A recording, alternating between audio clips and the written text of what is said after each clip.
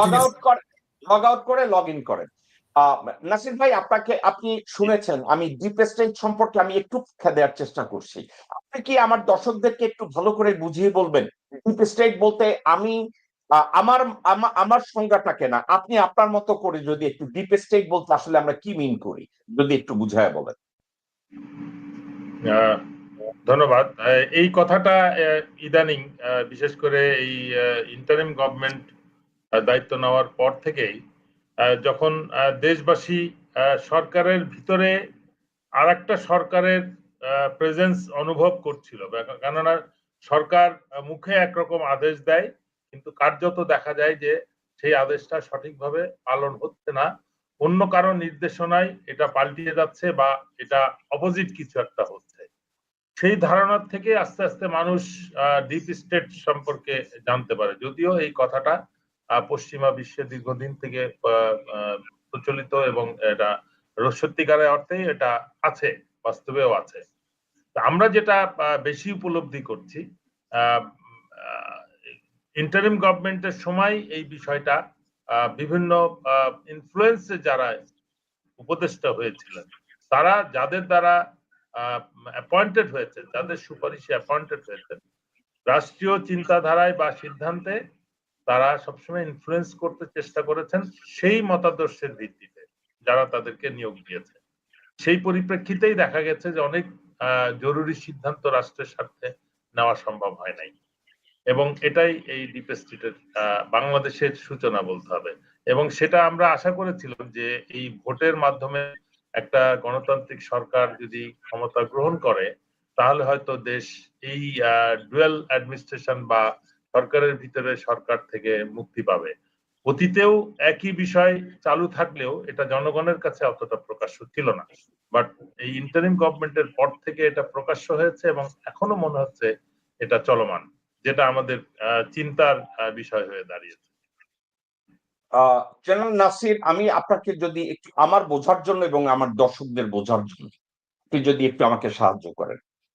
মনে আছে ডক্টর মোহাম্মদ ইউনূসের সাথে নুরুল কবিরের একটা ইন্টারভিউ ছিল। ওই ইন্টারভিউতে নুরুল কবির ওনাকে জিজ্ঞাসা করেছিলেন যে জুলাই আগস্টে যে ছাত্ররা নেতৃত্ব দিয়েছে তাদের পরিবারকে আর্থিক সহায়তা দেওয়ার কথা ছিল, ওয়াদা করা হয়েছিল, এবং মোহাম্মদ ইউনূসও ওই আর্থিক সহযোগিতায় সিগনেচার করে দিয়েছে। নুরুল কবিরের প্রশ্ন ছিলেন যে জুলাই বিপ্লবীদের আপনি আর্থিক সহায়তা দিবেন, আপনি কি এই সহায়তা দিয়েছেন? আমি তো সেন্ড করে দিয়েছি, তাহলে ওরা পায় নাই কেন? তাহলে ওনার সরকারের পিছনে আরো একটা সরকার আছে যারা ওই পয়সাটা তাদেরকে দিতে চায় না, যারা নিশ্চিত করেছে দিতে, তারাই ডিপ স্টেট। আমি কি বুঝে আমার কথাটা কি আপনি মনে করেন ঠিকভাবে বলছি? অ্যাবসলিউটলি, আপনি একবার সম্পূর্ণ এইটাই ধারণা যে প্রত্যেকটা জুলাই বিপ্লবটাকে গণ অভ্যুত্থান এবং আলটিমেটলি এটা কিছুই না পর্যায়ে নিয়ে যাওয়া হয়েছে, এবং আমরা ভবিষ্যতে যদি শুনি জুলাই ছিল একটা সন্ত্রাস, তাহলে আমি অবাক হব না যেদিকে পরিস্থিতি গড়াচ্ছে। তো সুতরাং এই পরিবর্তনের সাথে যারা জড়িত ছিল বা জুলাই আন্দোলনে স্বৈরাচার সরকারকে হাঁটানোতে যারা বিভিন্ন পর্যায়ে ইনভলভ ছিল, তারা যখন যেন কোনো প্রকার পুরস্কৃত না হয় বা তাদের যারা আহত নিহত হয়েছে তারা যেন বেনিফিটটা না পায় বা রাষ্ট্রীয় পর্যায়ের কোনো স্বীকৃতি না পায়। এমনকি স্বৈরাচার আমলে যারা পানিশড হয়েছে, আপনি খুব ভালো জানেন, আমি কয়েকটা মুভমেন্টের সাথে জড়িত ছিলাম, বিডিআর হত্যা বলি বা বিভিন্ন গুম খুন হত্যা, এবং ব্যাপক সংখ্যক সশস্ত্র বাহিনীর অফিসারদেরকে যাদেরকে চাকরিচ্যুত, বরখাস্ত, জেল জুলুম এমনকি হত্যা পর্যন্ত করা হয়েছিল, তাদের বিষয়ে যে আন্দোলনটা হয়েছে আমার কাছে খুব অবাক লেগেছে যে এই আন্দোলনের সাথে জড়িত না শেষ মুহূর্তে এমন বেশ কিছু কর্মকর্তা যারা রীতিমতন গলফ খেলেছে বা বিদেশে প্রমোদ ভ্রমণে ছিল, তারা এসে গোপনে দরখাস্ত করে সুযোগ সুবিধা নিয়ে নিয়েছে। কিন্তু যারা প্রকৃত অর্থে ইয়াং অফিসার, যাদের উচ্চ মহলে বা উচ্চ পর্যায়ে যোগাযোগের সুযোগ নাই, তারা বঞ্চিত রয়ে গেছে এবং তাদেরকে ট্যাগ দেওয়া হয়েছে যে এরা ডিসিপ্লিন কেস, এই জন্য এদেরটা বিবেচনা করা হবে না বা হইলেও ভবিষ্যতে হবে। এই বিষয়টা আমাকে খুব ব্যথিত করেছে এবং অনেকে প্রশ্ন করেছে যে আপনি এত আন্দোলন করলেন, আপনার নাম কোথায়? আমি বলেছি যে সুবিচারের শুরু এখনো হয় নাই। একটা সুযোগ সন্ধানী একটা গ্রুপ, তারা যোগসাজশ করে একটা অর্ডার মাত্র বের করেছে এবং প্রকৃত যারা বঞ্চিত তারা এখনো রিভিউর আওতার বাইরে রয়েছে। তাদের প্রতি বিচার নিশ্চয়ই কোন সরকার, যে সরকার আজ যে সরকার এসেছে সেটা যদি নাও করে, ভবিষ্যতে যদি ভালো কোনো সরকার আসে তারা অবশ্যই সেটা করবে। আমি যেটা দেখেছি ইলেকশনের ঠিক কয়দিন আগেই রেডিসনে একটা প্রোগ্রামে এই অফিসারদেরকে দাওয়াত দেওয়া হয়েছিল এবং একটা কমিটমেন্ট দেওয়ার চেষ্টা করা হয়েছে। এবং আজকে বিডিআর সংক্রান্ত একটা উচ্চ পর্যায়ের তদন্ত আদেশ হয়েছে। কিন্তু যে বিষয়টা আমি খেয়াল করি নাই এখনো, যে ব্যাপক সংখ্যক বিডিআর এর সদস্য যারা অপরাধ না করা সত্ত্বেও দীর্ঘদিন জেল খেটেছে, বিচার হয়েছে মৃত্যুদণ্ডের আসামি, যেখানে প্রকৃত যারা তাদেরকে বিচার বা তদন্তের আওতার বাইরে রেখে ব্যাপক সংখ্যক বিডিআর সদস্যকে জেলে রাখা হয়েছে এবং ব্যাপক সংখ্যক বিডিআর সদস্যকে জেলে রাখা হয়েছে এবং তারা এখনো জামিন পাচ্ছে না। সেই বিষয়টা এখনো মানে বিশেষ কোনো আদেশে তাদের প্রতি কোন রকম অনুকম্পা দেখানোর চেষ্টা হচ্ছে না। এটা আমাকে চিন্তা করছে। আমি আশা করবো যে নতুন সরকার দায়িত্ব নিয়ে ন্যায় বিচারের ইয়েটা দ্বারটা খুলে দিতে। কারণ আমাদের একটা সুবিধা আছে যে অ্যাটর্নি জেনারেল উনি এখন আইনমন্ত্রী, উনি কিন্তু পুরা বিষয়টা সম্পূর্ণভাবে অবগত। উনি ইচ্ছা করলে উনি যেহেতু নতুন কেউ না যে আমাকে ফাইল দেখতে হবে, বুঝতে হবে, জানতে হবে, গত 1.5 বছর 1 বছর 7 মাস ধরে পুরো বিষয়টার প্রতি নজর রেখেছেন এবং অবগত আছেন। আমি বিশ্বাস করি যে উনি দায়িত্ব নেওয়ার যেহেতু নিয়েছেন, অনতিবিলম্বে এই বিষয়টা একটা সিদ্ধান্ত দিবেন। এছাড়াও মেজর জিয়াউল হক, তার ব্যাপারেও একটা অন্যায়ভাবে তাকে মৃত্যুদণ্ড দেওয়া হয়েছে, তার ব্যাপারেও কোনো সিদ্ধান্ত অদ্যাবধি নেওয়া সম্ভব হয় নাই। তার মা এবং তার ওয়াইফ আমি জানি রেডিসনে উপস্থিত ছিলেন, বাট ব্যাপারেও এখনো পর্যন্ত সিদ্ধান্ত আসেনি। আমি মনে করি যে এখন সময় এসছে, যদি সুবিচার প্রতিষ্ঠা করতে হয় তাহলে যে অপরাধগুলো হয়েছে ওইগুলো শুধরাতে হবে, তারপরে আমরা প্রশাসনের যে দুর্বলতাটা আছে সেটা আমরা শুধরিয়ে নতুন কোন গণতান্ত্রিক সরকার প্রতিষ্ঠার পথে এগোতে পারবে। বাট এই সরকার যেভাবে দায়িত্ব পালন শুরু করেছে, যথেষ্ট প্রশ্নের সৃষ্টি হয়েছে। জুলাই আন্দোলনের স্বীকৃতিও প্রশ্ন সৃষ্টি হয়েছে এবং হ্যাঁ ভোট, যেখানে ঐক্যমতের কমিশনে নোট অফ ডিসেন্ট থাকলেও যখন জনগণ ভোট দিয়েছে এবং সেটা 60-এর উপরে পার্সেন্টেজ জনগণ হ্যাঁ ভোটের পক্ষে বলেছে, তখন কোন দলের কারোর পক্ষে কোনো বিষয়ে, কোনো একটা, দুইটা, 5টা বিষয়ে নোট অফ ডিসেন্টটা অকার্যকর হয়ে গেছে, যেটা আমরা গণতান্ত্রিক সিস্টেমে দেখি। পার্লামেন্টে 300 আসনের মধ্যে যদি 151 জন একটা বিষয়ে হ্যাঁ বলে আর বাকিরা যদি না বলে, যখন সিদ্ধান্তটা হয়ে যায় তখন কিন্তু নারা বলে না যে আমি এটাতে হাত উঠাই নাই সুতরাং আমি এটা মানি না। এটাই গণতন্ত্র। সুতরাং আমরা বিভিন্ন রকম মিডিয়াতে যে ধরনের বক্তব্য পাচ্ছি, রীতিমতন হতাশাজনক এবং বিভ্রান্তিকর। এটা এক ধরনের মিডিয়া আছে, পেইড মিডিয়া যারা এই কাজটা করতেছে, এক ধরনের পেইড বুদ্ধিজীবী আছে যারাও মানুষকে ধোঁকা দেওয়ার চেষ্টা করতেছে। আমি আশা করবো যে মানুষ এখন আগের মতো অত বোকা নাই, তারা বুঝতে শিখেছে, তারা জানে আগের থেকে অনেক বেশি। আবার মোবাইলের মধ্যে চাপ দিলেই তারা সবকিছু জানতে পারে মুহূর্তের মধ্যে, কোন আইন কি এবং করণীয় কি করণীয়, কে সঠিক পথে, কে সঠিক পথে নাই। সুতরাং এই যে সংসদ সদস্যদের যে 2টা বিষয়ের শপথ নেওয়ার কথা ছিল, মেজরিটিতে যারা সরকার গঠন করেছে তারা এই বিষয়টা অবজ্ঞা করছেন। আমি ধারণা করি যে তারা শীঘ্রই তাদের সিদ্ধান্ত পাল্টাবেন এবং জনগণের যে সিদ্ধান্ত হ্যাঁ ভোটের পক্ষে, সেটার পক্ষেই তারা যোগ দিয়ে এই সকল ধরনের যে সংস্কারের যে ওয়াদা জুলাই সনদের মাধ্যমে স্বাক্ষরিত হয়েছে সেগুলো কার্যকর হবে। এবং সেটা যদি না হয়, July, August, September, October, November নামে আরেকটা আন্দোলন দেশে কিন্তু আসতে বাধ্য যদি আমরা এই জুলাই সনদকে কার্যকর করতে না পারি। ওকে, নাসির ভাই আপনাকে আমি এই বিষয়টাই আমি স্পেসিফিক আপনার কাছে আসব। আপনি যে কথাটা বলছেন ডিপ স্টেট সম্পর্কে, আমি মামুন ভাইয়ের কাছে এই কথাটা নিয়ে একটু আমি জিজ্ঞাসা করি।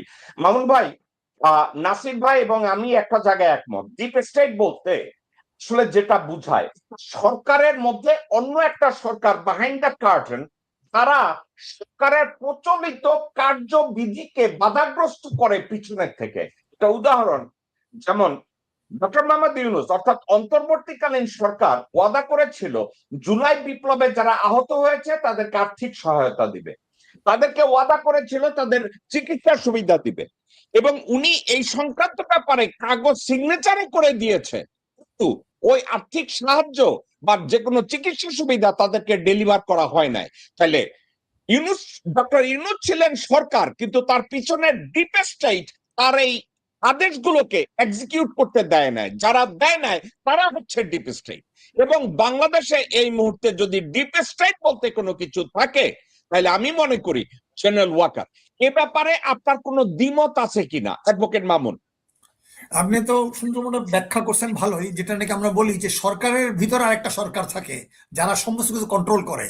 আর আমাদের দেশে ডিপ স্টেট হলো দিল্লি দিল্লি নিয়ন্ত্রিত এই যে যারা আছে, বিশেষ করে ওয়াকার, হাসিনার পেতাত্তা, এখনো তারাই কন্ট্রোল করতেছে আমি মনে করি। সেখানে বর্তমান সরকার তারেক রহমান সাহেব আসছেন ক্ষমতায়, আমরা দেখি, কিন্তু deep state still they are very active. আচ্ছা মামুন ভাই আপনি আপনি আমার চেয়েও আরো একটা স্টেপ আগায়া বলছেন, ভালো হয়েছে আলোচনাটা এখানে আসছে। বাংলাদেশে আমি যদি বলি গত ৩ বছরে আসলে ডিপ স্টেট বাংলাদেশ নিয়ন্ত্রণ করছে। মুজিবও নিয়ন্ত্রণ করে নাই, জিয়াও নিয়ন্ত্রণ করে নাই, খালেদা জিয়াও নিয়ন্ত্রণ করে নাই, হাসিনাও নিয়ন্ত্রণ করে নাই। ডিপ স্টেট নিয়ন্ত্রণ করছে, কন্ট্রোল বাই ইন্ডিয়া। বিষয়টা কি আপনি এভাবে বলতেছেন? আমি তো ওইভাবেই বলছি। আমরা প্রত্যেকটা স্টেজে এসে এসে এসে যত দিন গেছে, যেই সরকার গেছে, একটু একটু একটু একটু করে করে সর্বশেষ যেটা চেয়েছিল, যদি এই জুলাই আগস্ট গণঅভ্যুত্থান উত্তর যদি বিপ্লব না হতো, আর 3 মাস হলে বোধ হয় এটাকে সিকিম বানায় ফেলতো। এটা একদিনও হয় নাই, ধীরে ধীরে ধীরে গেছে। তো দে আর স্টিল অ্যাক্টিভ, দে আর স্টিল অ্যাক্টিভ। ওকে মামুন ভাই, আপনি চমৎকার বলছেন। আমি নাসির ভাইকে এই প্রশ্নটা করব। নাসির ভাই, আপনি আমার আর মামুন ভাইয়ের কথোপকথন আপনি শুনেছেন। আপনি কি মামুন ভাইয়ের আর আমার কেন যেন মনে হয় গত 54 বছর ডিপ স্টেট দ্বারাই বাংলাদেশ চলছে। আমাদের সরকারি আমলা যারা, তারা মূলত দিল্লির নিয়োজিত অথবা দিল্লি কর্তৃক নিয়ন্ত্রিত, তারাই ডিপ স্টেট। আমার আর মামুন ভাইয়ের কথাটাকে আপনি কিভাবে মূল্যায়ন করবেন নাসির ভাই? এটা তো আপনার স্বাধীনতার সময় ইয়েতে যেটা আপনার চুক্তি হয়েছিল প্রথম ভারতের সাথে, যেটা যে চুক্তি সই করার সাথে সাথে তাজউদ্দিন সাহেব অজ্ঞান হয়ে গিয়েছিল, সেটাই তো আসলে সেই সিগনেচার দিয়ে, সরি প্রেসিডেন্ট সাহেব। তো এখন ওই পরিস্থিতির থেকেই কিন্তু শুরু হয়েছে আমাদের উপরে শাসনটা, এবং যেটা নিয়ম আদেশ ছিল যে বাংলাদেশের বিয়ে চালাবে, সচিবালয় চালাবে ভারতের থেকে কর্মকর্তারা এসে, যদিও তারা বাস্তবে এসে টিকতে পারে নাই, বাট তারপরের থেকে গ্র্যাজুয়ালি তারা পুরো সিস্টেমটাকে তাদের কন্ট্রোলে নিয়ে নিয়েছে। এবং যেটার শেষ পর্যায়ে ছিল ডিজিএফআই তে তাদের অফিস, যেটা এখন ওয়েল রিকগনাইজ, যদিও এটা আগে কথোপকথনের মধ্যে ছিল, আলাপের মধ্যে ছিল, বাট এটা এখন মোটামুটি প্রমাণিত সত্য যে সশস্ত্র বাহিনীতেও ব্যাপকভাবে সেটার অনুপ্রবেশ করছে। এটাই ডিপ স্টেটের কার্যকলাপকে সম্পূর্ণ রূপ ধারণ করতে সাহায্য করছে বলে আমি মনে করছি। এবং সেটাই কিন্তু এই নির্বাচনের রেজাল্টটা আকস্মিকভাবে এবং দ্রুত একটা তাদের নিয়ন্ত্রণে নিতে সাহায্য করছে। বিকজ পুলিশ প্রশাসন, আপনার সিভিল অফিসার্স এবং নাসির ভাই, আমি ওখানে আসতেছি, নির্বাচন প্রসঙ্গটাই আমি আপনার কাছে আসবো। আমি মামুন ভাইটা শেষ করে মামুন ভাই, মানে জি, আমি যেটা বলতে চাচ্ছি, একটা জিনিস খেয়াল করতে হবে যে পাকিস্তানের সাথে আমরা ছিলাম 23 বছর প্লাস, জি, তাই তো? মানে এখন আর আমরা কিন্তু এই দুঃশাসনের মধ্যে যদি আমি 7 সাল থেকে ধরি, তাহলে 20 বছর পরে, মানে তারেক রহমান ক্ষমতা গ্রহণ করেছে 20 বছর, তো অলমোস্ট মানে এই দুঃশাসনের মধ্যে কিন্তু জনগণ কাটিয়েছে এই বাংলাদেশে। তো এই ওকে বিষয়টা কিন্তু এখন সবাই আশা করছিল যে একটা ভালো কিছু হবে। অনেক সাফারিং হয়েছে। আমরা যদি বলি পাকিস্তানের সময় আমরা সাফার করেছি, তারপরে এই গত 2007 সাল থেকে এই 24 অগস্ট পর্যন্ত একটা সময় ছিল যেটা মানুষের আশা পূরণ হয় নাই।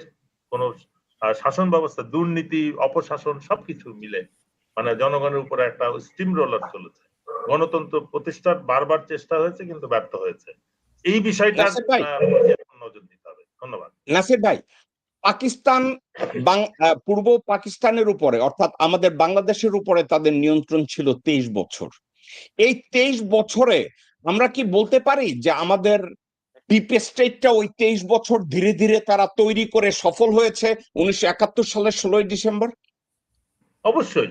এটাই যে দেখেন একটা সিম্পল জিনিস মানে যেটা ভেরি ওয়েল এক্সপ্লেন্ড, যে ভাষা আন্দোলন নিয়ে যে আমরা আন্দোলন করেছি, বাংলা আমাদের মুখের ভাষা কেড়ে নিতে চাই, আজকে 21 তারিখের কথাই আমি বলছি, যে এটাও তো একটা মানে একটা ফেক জিনিস ছিল। ভারতের কোন স্টেটের ভাষা হিন্দি না, কিন্তু তাদের রাষ্ট্রভাষা হিন্দি। পাকিস্তানের কোন প্রদেশের ভাষাই তো উর্দু না, রাষ্ট্রভাষা উর্দু ডিক্লেয়ার করা হয়েছে। কিন্তু ব্রিটিশ আমলে পুরো ভারতবর্ষের রাষ্ট্রভাষা ছিল ইংলিশ। বাট ভারতের প্রত্যেকটা স্টেটের তাদের জনগণ তাদের নিজ ভাষায় কথা বলেছে। কিন্তু আমাদেরকে যখন বোঝালো কেউ যে আমাদের মুখের ভাষা কেড়ে নিতে চায়, আমরা এটা বিরাট একটা আন্দোলন করে একটা পুরা মানে হইচই সৃষ্টি করে ফেললাম এবং একটা পর্যায়ে আমরা স্বাধীনতার দিকে গেলাম। বাট এই স্বাধীনতা অর্জনের নামে যেটা হয়েছে অ্যাকচুয়ালি, আমরা পাকিস্তানের কন্ট্রোল থেকে বেরিয়ে আবার ভারতের কন্ট্রোল নিয়ন্ত্রণে চলে গেছি, এবং যেটা 71 সালের পরপরই সম্ভব হয়নি। এটা এই সিস্টেমটাকে কমপ্লিট করেছে হাসিনা, এবং মামুন ভাই যেটা স্পষ্টভাবে বলছেন যে আর হয়তো বছর খানেক সময় পেলে আমরা মানে অ্যাবসলিউটলি একটা লজ্জাজনক একটা রাষ্ট্রীয় মর্যাদার পর্যায়ে পৌঁছে যেতাম, যখন আমাদের উপর দিয়ে করিডোর, ফ্রি করিডোর, ট্রানজিট সবকিছু। নাসির ভাই, নাসির ভাই, নাসির ভাই, নাসির ভাই, নাসির ভাই, আপনি আপনি আপনি আমার চেয়ে অনেক স্পিডে চলে যাইতেছেন। আমি আপনার কাছেই আসতেছি, এই কথাটাই একটু বলি। মামুন ভাই বলছে 1 বছর হইলে আমরা ওই দিকেই চলে যাইতাম, হইলে। আচ্ছা, আপনার কি মনে হয় না যে এই ফেব্রুয়ারি 12 নির্বাচনে ওই 1 বছর আবার ওই 1 বছর পুরো করার জন্য এখন আমরা আবার ওইখানেই গেলাম, হাসিনা যেখানে রাইখা গেছে আমরা ওইখানেই আবার ঢুকে গেলাম? আপনার কি এটা মনে হয় কিনা? আমার এইখানে যেটা ভয়ঙ্কর দিক যেটা মনে হচ্ছে, যেটা অলরেডি সোশ্যাল মিডিয়াতে বলছে, এই কথাগুলোকে যদি আমি হালকা ভাবেও নেই, কিন্তু কথাগুলো তো গুরুত্বপূর্ণ, যে লন্ডনের প্রধানমন্ত্রী, ভারতের স্বরাষ্ট্রমন্ত্রী আর আমেরিকার পররাষ্ট্রমন্ত্রী দেশের শাসনভার গ্রহণ করছে। এবং আমি মনে করি যেটা হাসিনাকে দিয়ে বা আওয়ামী লীগকে দিয়ে একটা অ্যান্টি ইসলামিক যে পোস্টার বাংলাদেশে সৃষ্টি করে দেশটাকে কন্ট্রোলে নিতে চেয়েছিল, সেটা হয়তো তারা একটা সংশোধন করতে চাচ্ছে, এবং সেটা এখন একটা ইসলামী মোড়কে। এবং সেটা আমরা দেখলাম যে অতীতেও প্রধানমন্ত্রীর অফিসের উপরে লা ইলাহা ইল্লাল্লাহ মুহাম্মাদুর রাসূলুল্লাহ লেখা ছিল, বাট তখন কিন্তু কখনো এটা মিডিয়াতে আসে নাই। বাট এবার আমরা দেখলাম ওইটাকে প্রজেক্ট করা হচ্ছে, শহীদ মিনারে মোনাজাতটাকে প্রজেক্ট করা হচ্ছে। অবশ্যই এটা জামাতে ইসলামের বিরোধী দলের নেতার জন্য এটা লক্ষণীয় বিষয় ছিল, বাট প্রধানমন্ত্রী মোনাজাত করছেন, এটাও ব্যাপকভাবে প্রচারিত হচ্ছে। এবং এই যে লা ইলাহা ইল্লাল্লাহ নিয়ে সব মিডিয়াতে একই রকম প্রচার, এটাকেই বোঝা যাচ্ছে যে এটাকে একটা ন্যারেটিভ দেওয়া হচ্ছে, এবং এই ইসলামী ভাবধারার একটা কোটেশনের মধ্যেই কিন্তু আবার ওই হাসিনার ওই শাসনটাই একটা সুগার কোটেড শাসন আবার হয়তো দেশে ফেরত আসার একটা লক্ষণ আমরা দেখছি। এবং এটাই এই যে হ্যাঁ ভোটকে স্বীকার না করা, এবং দুইটা শপথ না নেওয়া, এবং জুলাই কিসের জুলাই বিপ্লব কোনো কথা নাই, এই ধরনের বক্তব্য প্রদান কিন্তু আমাদেরকে চিন্তিত করছে। এবং জনগণ কিন্তু বসে নাই, তারা চোখ কান বন্ধ করে নাই, তাদের চোখ কান খোলা, তারা আবার সজাগ হয়ে গেছে। রাস্তাঘাটে এখন এই যে সব চাঁদাবাজদের ধরতেছে, আইন শৃঙ্খলা বাহিনী না কিছু বললেও কিন্তু পাবলিক এখন এটাকে ফেস করতেছে, জানে যে এটা আইন শৃঙ্খলা বাহিনী কিছু বলবে না, তারা এখন সরকারের দলের হয়তো পক্ষ নিয়ে কাজ করতেছে। সুতরাং জনগণ তাদের নিজের নিরাপত্তা নিশ্চিত করতেছে। এবং যেটা যে অ্যাপ বিরোধী দল থেকে ছাড়া হচ্ছে, যে প্রত্যেকে তাদের চাঁদাবাজির রিপোর্ট দিবে, এই জিনিসটা যদি বিরোধী দল তাদের কমিটমেন্ট রাখে, এবং আমি নিশ্চিত ওনারা এই ব্যাপারে যথেষ্ট সচেতন। বাংলাদেশের ইতিহাসে এরকম সুশিক্ষিত এবং শক্ত নীতিবান বিরোধী দল বাংলাদেশে আসে নাই কখনো। প্রেসিডেন্ট জিয়ার সময় একটা স্বল্প সময়ের জন্য ছিল, ভেরি এফিশিয়েন্ট, বাট ওনার ইন্তেকালের পরে বাংলাদেশ, আমরা খুব দুর্ভাগা দেশ ছিলাম যে সবসময় লুটে পেটে, মানে সরকারি দল বিরোধী দল মিলেই লুটে পেটে দেশ খাইছে। সুতরাং এখন আমরা একটা পরিবর্তন আশা করছি, যে বিরোধী দল তারা, আমি মনে করি তারা নিশ্চিত জয় জেনেও তারা বৃহত্তর স্বার্থে এই রাখার জন্য এই বিভিন্ন ইলেকশনের নাসির ভাই আপনার কথা আমরা শুনতে পাচ্ছি না। নাসির ভাই আপনার কথা আমরা শুনতে পাচ্ছি না। আপনার কথা আমরা শুনতে পাচ্ছি না। মামুন ভাই আমি আপনার কাছে আসি। আর নাসির ভাই, বাংলাদেশের ইতিহাসের সবথেকে স্ট্রং এবং শিক্ষিত, নাসির ভাই আপনার এবং কথা আমি কি বলবো, ভেরি ওয়েল, জি, যে বিরোধী দল এখন এসেছে সরকারে। নাসির ভাই আপনার কথা আমরা কিন্তু শোনা যায় এখন শোনা যায়? জি, এখন শোনা যাচ্ছে। আমি বলতে চাচ্ছি যে বিরোধী দল এখন সরকারে আছে, এইটা বাংলাদেশের ইতিহাসে স্বল্প সময়ের জন্য প্রেসিডেন্ট জিয়ার সময়ের যে শাসন ব্যবস্থা, ওই সময়ে কোনো ইয়ে ছিল না, বিরোধী দল ছিল না ওইরকম। বাট বর্তমানে আমি মনে করি সব থেকে শক্ত এবং জনগণের নির্বাচিত, যাদের উচিত ছিল হয়তো ক্ষমতা নেওয়া, বাট যে কারণেই হোক তারা পরাজয়টা মেনে নিয়ে দেশের স্থিতিশীলতা এবং শান্তি শৃঙ্খলার স্বার্থে তারা বিরোধী দল হতে রাজি হয়েছে। তারা প্যারালাল শ্যাডো গভর্নমেন্ট চালু করবে, পরিচালনা করবে এবং সরকারের কার্যক্রমকে নজরদারিতে রাখবে, রাখা শুরু করেছে অলরেডি। এই বিষয়টা আমার কাছে খুব পজিটিভ মনে করতে, এটা চালু। নাসির ভাই আমি আপনার মতো সহজ হবে না। ওকে ওকে ঠিক আছে, আপনার কাছে আমি ব্যাক করবো। নাসির ভাই, মামুন ভাই আপনাকে একটা কথাটা আমি একটু ঠান্ডা মাথায় বলি। নাসির ভাই একটা কথা বলেছে, আপনি শুনেছেন কথাটা, বলেছে যে সোশ্যাল মিডিয়ায় নাকি বলছে আমেরিকার পররাষ্ট্রমন্ত্রী, ব্রিটিশ প্রধানমন্ত্রী এবং ভারতের ভারতের স্বরাষ্ট্রমন্ত্রী বাংলাদেশের শাসনভার গ্রহণ করেছে।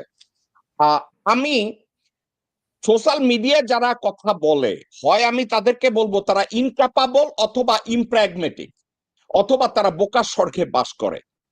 বাংলাদেশের শাসন ক্ষমতা মূলত নিয়ন্ত্রণে নিয়েছে মোদি, অমিত শাহ এবং জয়শঙ্কর। এখানে ব্রিটিশ প্রধানমন্ত্রীও নিয়ন্ত্রণ নেয় নাই এবং আমেরিকাও নেয় নাই, আমেরিকার পররাষ্ট্রমন্ত্রীও নেয় নাই, কিন্তু তাদের নাম দুইটা যোগ করা হয়েছে কেন? ওই যে আমরা বাংলাদেশিরা ফুটবল খেলতে নামি চ্যাম্পিয়ন হওয়ার জন্য না, আমরা ফুটবল খেলতে নামি রানার আপ হওয়ার জন্য, আমরা মাইনা নেই। এখন আমি এই কথাটা কেন বলছি, আপনি জানেন পশ্চিমা বিশ্বে ভণ্ডামি শুরু হয়েছে, এটা ব্যাখ্যা করতে গিয়ে ডেল কার্নেগি একটা কথা বলছিল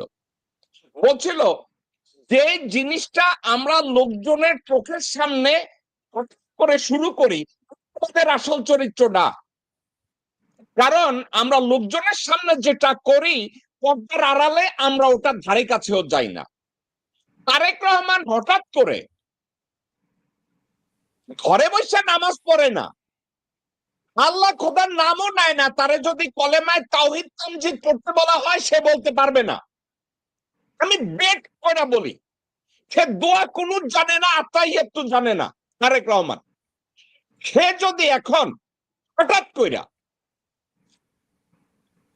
21শে ফেব্রুয়ারি পালন করতে গিয়া মোনাজাত শুরু কইরা দেয়, যে 2 দিন আগে বলছে সে বাংলাদেশে মৌলবাদ এবং জঙ্গিদের ধ্বনি শুনতে পাচ্ছে,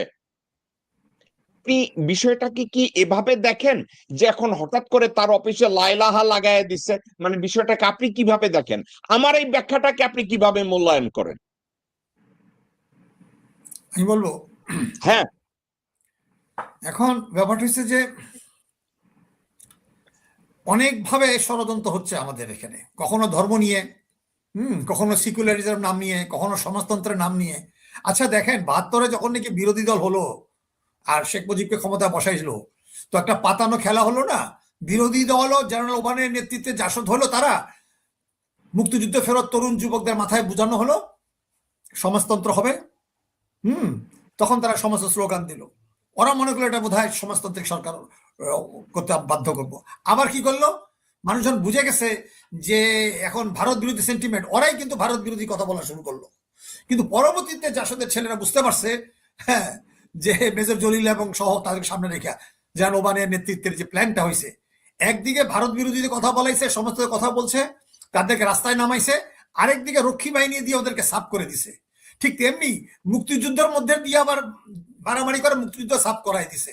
তো এই যে এইবার আপনারা দেখেন, আমি অনেকবার আগে বলছিলাম যে এরশাদ সাহেব যখন স্ট্যান্ড নিল রাষ্ট্রভাষা মানে রাষ্ট্রধর্ম ইসলাম, তখন আমি একটা পড়ছিলাম, ইন্ডিয়ার একটা পত্রিকা আসলো, তখন ওই যে বেঞ্চ থেকে বলা হলো, না ওই যে বিরোধী দল থেকে বলা হলো যে পার্শ্ববর্তী দেশে তারা রাষ্ট্রধর্ম ইসলাম করছে, তখন বেঞ্চ থেকে সরকারি দল থেকে কংগ্রেসে বলা হলো যে এটা আমাদেরই পরামর্শ করছে। তো কাজী এখন এরশাদ হলো প্ল্যান্টেড এজেন্ট অফ র, তো সে যখন নাকি রাষ্ট্রধর্ম ইসলাম করে, আমাদের এটা বুঝতে হবে উদ্দেশ্য সঠিক না। এখন আমাদের প্রশ্ন হয়েছে যে আমাদের ইসলাম যেই অর্থে হোক না কেন, আমি রাজনৈতিকভাবে আওয়ামী লীগ, বিএনপি, জাতীয় পার্টি কোনোটাই করি না, তবে এর মধ্যে ভালো লোক যেই থাকুক না কেন সকলেই রাজনীতি করার অধিকার আছে, এটা আমি জানি। এখন প্রশ্ন হচ্ছে যে আজকে ভারতের বিরুদ্ধে যেইভাবে বলা উচিত ছিল যে যারা এখন যে 11 দল আপনার জামাতের নেতৃত্বে আছে, তারা কিন্তু এই ব্যাপারে তেমন কোনো সক্রিয় হচ্ছে না ভারতের বিরুদ্ধে, ব্যাপারটা কি দাঁড়াইলো? ক্ষমতাটা প্রধান, মন্ত্রিত্ব এমপি তো প্রধান না, রাজনীতিটা প্রধান? তো এইখানে মামুন ভাই, হ্যাঁ, আপনার কথার আমি কথাটাকে অন্যদিকে নিতে চাই না বলে আবার আপনার আমি থামাইছি। সাবজেক্টটা কি এইরকম কিনা যে একদিকে ইসলামিস্টদের খুশি কইরা রাখলো যে আমাদের তারেক রহমান সাহেব মোনাজাত করতেছে, অফিসে লাইলাহা লাগাইয়া দিছে, কিন্তু আদানির পয়সা দেওয়ার জন্য ইকবাল হোসেন টুকুরে জ্বালানি মন্ত্রী বানায়া দিছে।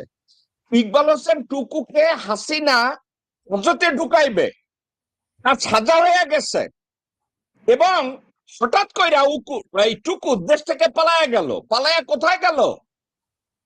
ভারতে গেল। প্রথমে গেল সিঙ্গাপুর, সিঙ্গাপুর থেকে আদানির সাথে রয়্যাল লোকজনের সাথে আলাপ আলোচনা করে বলা হইলো তোমাকে এই শর্তে আবার দেশে ফেরত নেওয়া হবে। কার সাহায্যে? ওয়াকারের সাহায্যে, ডিপ স্টেটের সাহায্যে তোমাকে দেশে নেওয়া হবে।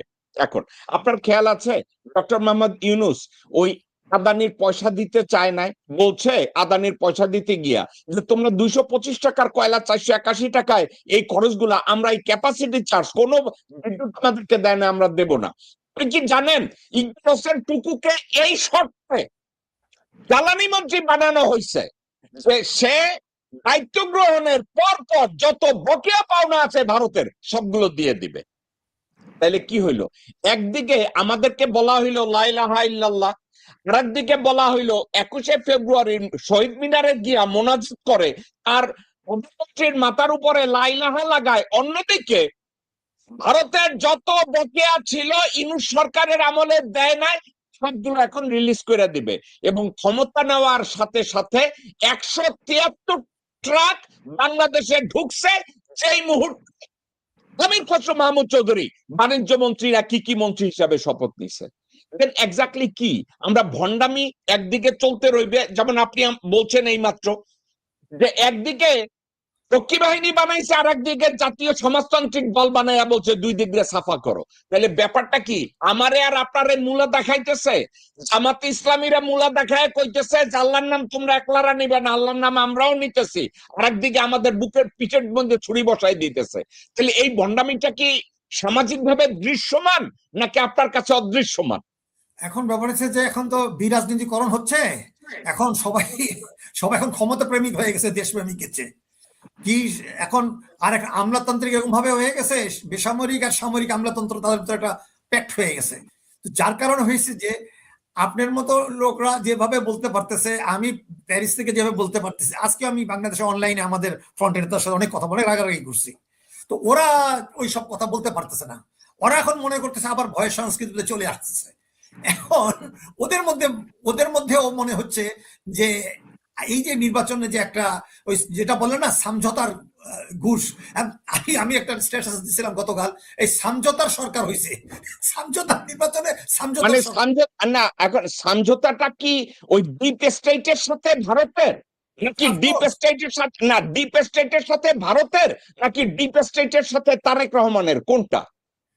এখন ডিপ স্টেট বলেন যেখানে এখন এগুলো এখন যারা ক্ষমতা আছে, তারেক রহমান সাহেব, সে বুঝুক না বুঝুক, তার চারপাশে যারা আছে তারাই ডিসিশন মেকিং এ অনেক বেশি গুরুত্বপূর্ণ পালন করছে। এবং তারা যেহেতু আমি আমি আমার কেন যেন মনে হয় এই একটা জায়গায় আমি, আপনি, নাসির ভাই, আমরা বোধহয় স্ক্যাটার্ড হব।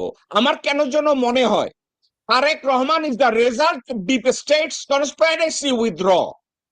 ডিপ স্টেট ওয়াকারের মাধ্যমে তারেক রহমানকে নির্বাচনে অন্যায়ভাবে জিতিয়ে তারে বসাইছে।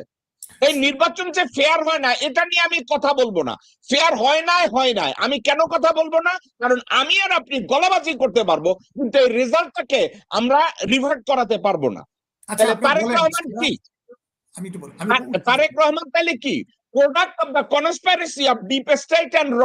এক্ষেত্রে কি আমার আর আপনার কোনো সন্দেহ আছে? কোনো সন্দেহ নাই। এখন একটা আমি আপনাকে বলি, একটু অ্যাড করি, যখন নাকি আনন্দবাজার পত্রিকা বলল প্রায় 10 দফা মতো হচ্ছে এই চুক্তি করে আসছে, বাংলাদেশে আমরা সবাই বললাম, বিএনপির কোনো মুখপাত্র এই ব্যাপারে কোনো শব্দ করে নাই। তাহলে এটা নিয়ে তো সন্দেহ এখন দেখা যাচ্ছে বাই স্টেপ ওদিকে যাচ্ছে। তাহলে শুধু ক্ষমতার জন্য ক্ষমতা। এখন আরেকটা কথা একটু বলি রাখি এই সুযোগে 10 সেকেন্ডের মধ্যে। আমরা মনে করছি যে অক্টোবর মাসে আপনার 81 জন নির্বাচন হলো, সত্তার সাহেব হলো, তার 5 মাস পরে কিন্তু 24শে মার্চে কিন্তু এই এরশাদকে দিয়ে পাগোয়ার টেক ওভার করা হইলো। এখন ওয়াকার সাহেব বোধহয় আর 4-5 মাস ক্ষমতায় আছে। আমি বোধহয় পরশু একবার বলার চেষ্টা, আজকে আমি বলছিলাম, দেখেন এখন গেম শেষ হয় নাই। 27 জুন 27। 27। তো যাই হোক, এখনো সময় যদি আছে, 5 মাস পরে যদি এরশাদকে নিয়ে আসে, যদি দেশে একটা টর্মাইল সিচুয়েশন করতে পারে, তখন এই তারেক সাহেবও থাকবে না। আর এখন তো অপোজিশন নাই বললেই চলে। এখন তখন যদি মনে করেন পার্লামেন্টের ভিতরে বাইরে, হাসিনা কি করলো, এরশাদের সাথে যেমন পার্লামেন্টও থাকলো, আবার রাজপথও থাকছে। এখন যদি জামাত ইসলামের সাথে এরা যদি পার্লামেন্টেও বিরোধী দল থাকে আর রাজপথে যদি ভারতের বিরোধিতা স্ট্রং না করে, তাইলে তো দেশে আর কোনো রাজনীতি থাকলো না। আজকে আমাদের অবস্থা এরকম অবস্থা দাঁড়াইছে, আওয়ামী ভারতীয় বাম যাদের সাথে সকলের ভালো সম্পর্ক, এই জুনাদ সাকিরা ছিল, নিরুরা ছিল, সবার সাথে আমার পরিচয় ছিল, কিন্তু আজকে ব্যাপারটা এরকম দাঁড়াইছে যে এখানে ডিপ স্টেট আরো ডিপের থেকে কাজ করতে পারবে, ডিপ স্টেট আরো ডিপের থেকে চলে গেল। ওকে, মামুন ভাই, আপনি অনেক অভিজ্ঞ মানুষ। বিচারপতি সাত্তারের বিএনপি সরকার এবং তারেক রহমানের সরকার, আপনার কি মনে হয় সাত্তারের সরকারের চেয়ে বর্তমান সরকার শক্তিশালী? আমি তা মনে করি না। Very very weak, very weak. ওর তো সত্তার আরো স্ট্রং ছিল, তুলনামূলক চারপাশের লোক তখন স্ট্রং ছিল। ওকে, আমি নাসির ভাই আপনার কাছে যাব। আমি আপনার প্রথম প্রশ্নটাই সেম প্রশ্ন করব। আপনি কি মনে করেন সাত্তার সাহেবের যে সরকার ছিল, বিএনপি সরকার, এরশাদ সাহেব টেক ওভার করার আগে, ওই সরকার এবং তারেক রহমানের সরকার, আপনি কম্পেয়ার করতে গেলে সাত্তার সাহেবের সরকার শক্তিশালী ছিল না বর্তমান সরকার শক্তিশালী? বর্তমান সরকার সম্পর্কে মানে নিয়োগ দেখে আমরা একটা মতামত দিতে পারি, এবং তাদের অলরেডি সিমটমস যা, এটা মোটেও পজিটিভ কিছু না। সেই তুলনায় অবশ্যই সাত্তার সাহেবের সরকার তাদের যথেষ্ট শক্তিশালী, এবং উনি ব্যক্তিগতভাবেও যথেষ্ট ইনফ্লুয়েন্সিয়াল ছিলেন। ওকে, আপনার কি মনে হয় না যে তারেক রহমানের যে বর্তমান যে সরকার, এটা হইতেছে conspiracy, result of the conspiracy between raw and deep state of Bangladesh, which lead by General Walker? এই কথাটাকে অলঙ্করণ করে ডানে বায়ে করে আমরা বলতে পারবো, কিন্তু সরাসরি যদি আমরা বলি, বাংলাদেশের ডিপ স্টেটের নিয়ন্ত্রণ ওয়াকারের হাতে এবং ভারতের র এবং ডিপ স্টেটের ষড়যন্ত্রের রেজাল্টটা হচ্ছে বিএনপির বিজয়। এই কথাটাকে কি অন্যভাবে ঘুরাইয়া পেঁচাইয়া বলার আর কোনো জায়গা আছে, নাকি আপনি মনে করেন that's it, that's the line? আমার এটা মনে হয় যে এটা ডিপ স্টেটের সাথে একটা কম্প্রোমাইজ বিএনপির, অ্যাবসলিউট কম্প্রোমাইজ, যে কোনো আমি মনে করি এই কন্ডিশনের না নাসির ভাই, আমি নাসির ভাই, নাসির ভাই, আমি আপনার সাথে দ্বিমত পোষণ করে আপনার এই কথাটা এভাবে বলি। রয়ের সাথে ডিপ স্টেটের যে সমঝোতা হয়েছে, সমঝোতা হওয়ার পরে তারেক রহমান এবং বিএনপির নেতাদের সামনে একটা কাগজ ছুঁড়া বলা হয়েছে যে would you take it or not, এবং বিএনপি বলছে আমরা নেব। এটা কোনো সমঝোতা না। বিএনপি রে বলা হয়েছে would you take it or leave it. যেভাবে খালেদা জিয়ার কাছে মঈনুদ্দিন বলছিল যে ম্যাডাম ভারত এইটা চায়, আপনি সরকার গঠন করবেন। বেগম জিয়ার হেডাম ছিল না বলার, তারেক রহমান রে হেডাম থাকলেও আমির খসরু মাহমুদ, আব্দুল আউয়াল মিন্টু, সামাও বায়েদ, সালাউদ্দিন, ইকবাল হোসেন টুকু, এরা তারেক রহমান রে বলছে নাবালক পোলা যেইটা দিছে তুই এইটা লইয়া ল, সরকার আমরা চালামুনে। তারেক রহমান কইছে আলহামদুলিল্লাহ, মুনাজাত করি। কারণ ঘরে বসে মুনাজাত করছে, ওইটা কেউ দেখে নাই, শহীদ মিনারের রহিনে যে মোনাজাত করছে। আমি যদি ভুল হই আমার একটু কারেক্ট করে আপনার মন্তব্যটা আপনি করেন। না ঠিক আছে, মানে না ভাই, আমি আপনার কথাটা শুনতে চাচ্ছি, এটা আমার মতামত। আপনি মনে করেন আমি দর্শক, আমি এটা বলছি। এমন হইতে পারে যেটা আপনার মনের ভিতরে অন্য একটা আছে, আমি ভুল হইতে পারি, আমার একটু কারেক্ট করেন। না না, আমরা ইলেকশনের নির্বাচনের দিন আমি 12 তারিখের ঘটনাটাকে যদি রিকালেক্ট করি, বাংলাদেশের ইতিহাসে এই ডিজিটাল বাংলাদেশে যেখানে সেকেন্ডের মধ্যে বাংলাদেশের প্রত্যন্ত অঞ্চলের থেকে তথ্য চলে আসে, সেইখানে আমরা ইলেকশনের রেজাল্টটা যেভাবে দেখলাম, যেভাবে ব্ল্যাক আউট করা হলো, যেভাবে নির্লজ্জভাবে ইলেকশন কমিশন কাজটা করলো, রেজাল্টটা পাবলিশ করলো, এবং ব্যাপকভাবে কমপ্লেন আসা সত্ত্বেও তারা গেজেট পাবলিশ করে দিল, বিষয়টা যাতে এটা আদালতে চলে যায়। মানে পুরা, এবং এই শপথ কার্যক্রমটাও দ্রুততার সাথে হয়েছে। 2008 সালের সরকার শেখ হাসিনা গঠন করার কিন্তু 7 দিন বা 8 দিন পরে শপথটা হয়েছিল। এখানে কিন্তু আমরা দেখলাম অত্যন্ত দ্রুততার সাথে, মানে পরের রাত্রে গেজেট, একদিন পরে শপথ, সবকিছুই। এবং যাই কিছু হচ্ছে, যেটা মানে জুলাই আন্দোলনের যে ইয়েটা ছিল, আকাঙ্ক্ষাটা ছিল জনগণের, সেটার বিপক্ষে কাজটা হচ্ছে। মানে কোনো কিছুই কিন্তু জুলাই আন্দোলনের পক্ষে না, বা ওইটাকে আমাদের পজিটিভ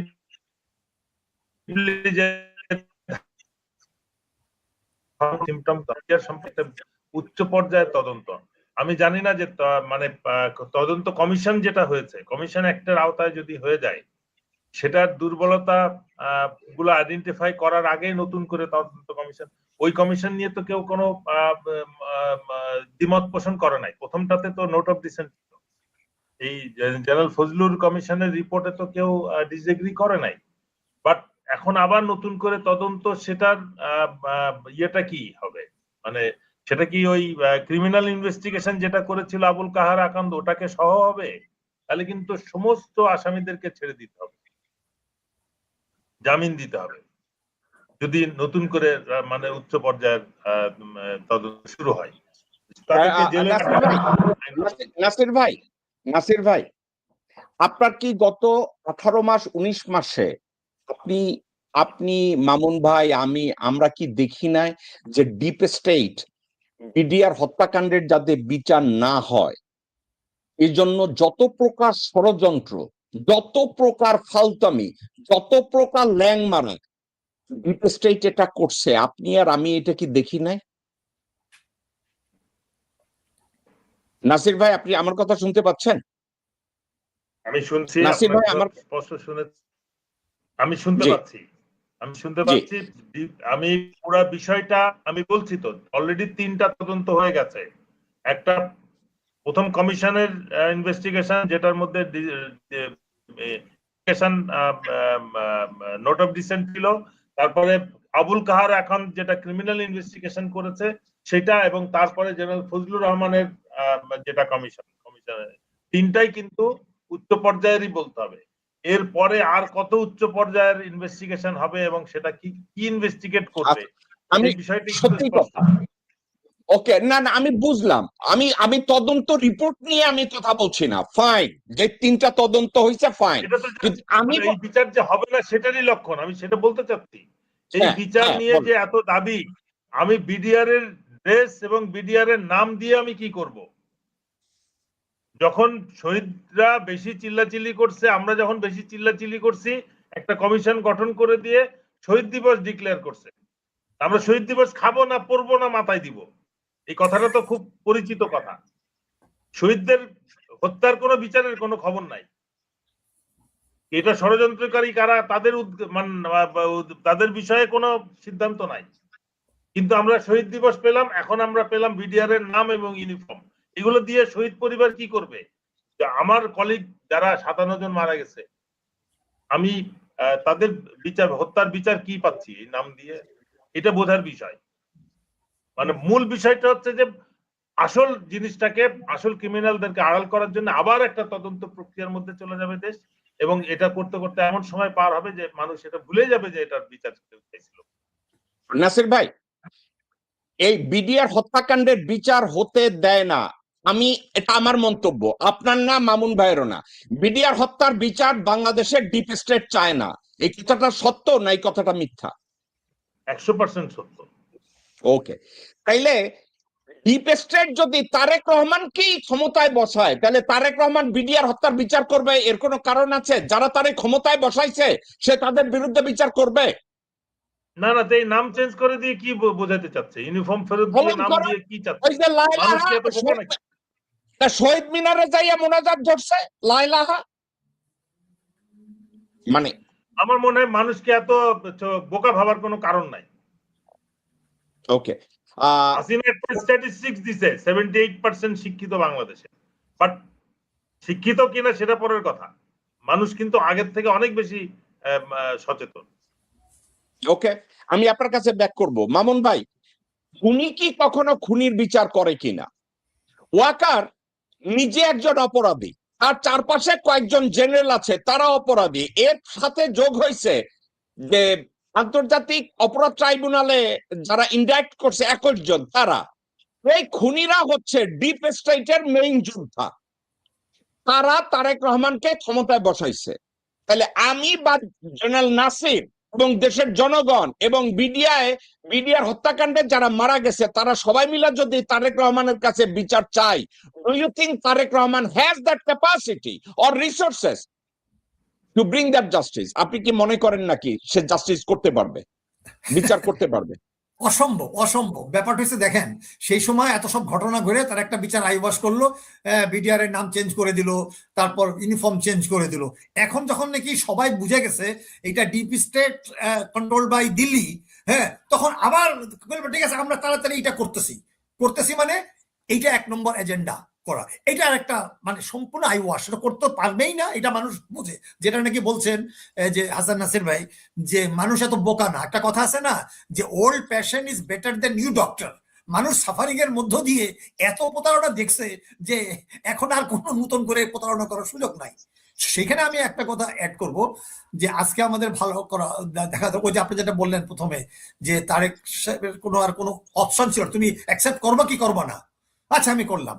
এই কথা দিয়ে আমার হঠাৎ মনে পড়লো, আব্দুর রহমান ছিল যে একজন ভালো সাংবাদিক, নিউ নেশনে লিখতো এবং অবজারভার লিখতো, হ্যাঁ, মারা গেছে, উনি একসময় ছাত্র নেতা ছিল ভাবমূর্তি।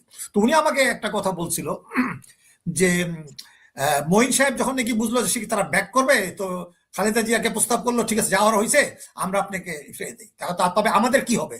তখন খালেদা জিয়ার একটু, যাই হোক, তার তো ওরকম ম্যাচিউরিটি যেভাবে ছিল তার মতো করে উনি বলছে আইনে যা হয় তাই হবে। হাসিনার কাছে হাসিনা আমরা সব এন্ডোর্স করে দিব।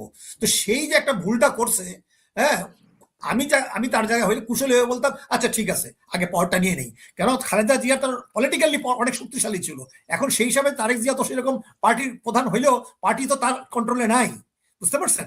তো এখন হয়তো আপনি কি মনে করেন তারেক রহমান তার মা যে মিস্টেকটা করছে এই মিস্টেকটাকে কারেক্ট করে?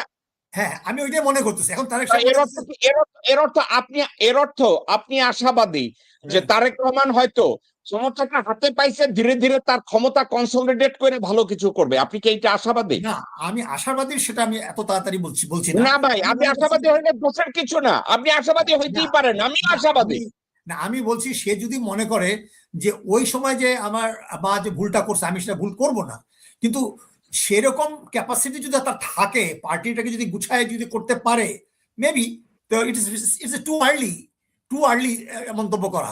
তবে এটা আপনার সত্য কি কথা। মনে হয় খালেদা জিয়া অনেক শক্তিশালী ছিলেন? এই খালেদা জিয়া আমির খসরুকে নিয়ন্ত্রণ করতে পারে নাই। হ্যাঁ হ্যাঁ, আমির আপনি খসরু বলছেন। খালেদা জিয়ার উল্টো গিয়া সব সময় কাজ করছে, খালেদা Exactly. জিয়ার বিরোধিতা করছে। ভারতে গিয়ে খালেদা জিয়ার এত বদনাম দিয়ে আসছে, খালেদা জিয়াকে আন্ডারমাইন কইরা একবারে ঠান্ডা মাথায় বলছে বিধবা খান কি, ওই আমির খসরু ভারতে গিয়ে বলছে। আস্তাগফিরুল্লাহ। এই খালেদা জিয়াকে এভাবে পোট্রে করছে, এবং খালেদা জিয়া এটা জানে। খালেদা জিয়া কতটা রাগ হইলে আমির খসরু সম্পর্কে কথা বলতে গিয়া বলছে যে তারে আমি কিন্তু তারে রিমুভ করব। শুনে হ্যাঁ বললাম জি আসসালামু আলাইকুম ম্যাডাম। কোথায় আপনি? আমি চিরঙ্গে।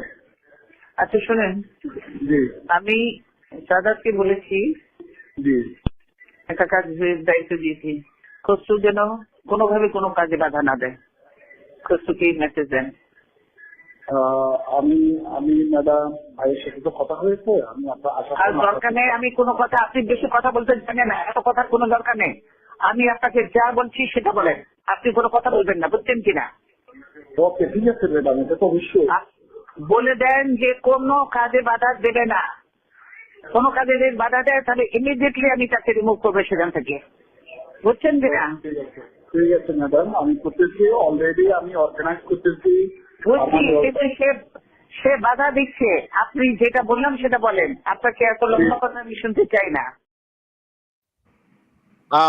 মামুন ভাই, আমির খসরু ম্যাডাম খালেদা জিয়া একটা জিনিস ভালোভাবে জানতেন, ও হচ্ছে একটা সাপ, ও হচ্ছে সাপ। এবং এই কথা যেদিন সে বলছে আমির খসরুকে, ওই দিন খালেদা জিয়ার আর একটা কথা, নাসির ভাই এবং মামুন ভাই মনোযোগ দিয়ে শুনেন। সাপকেও বিশ্বাস করা যায় কিন্তু আওয়ামী লীগকে বিশ্বাস করা যায় না।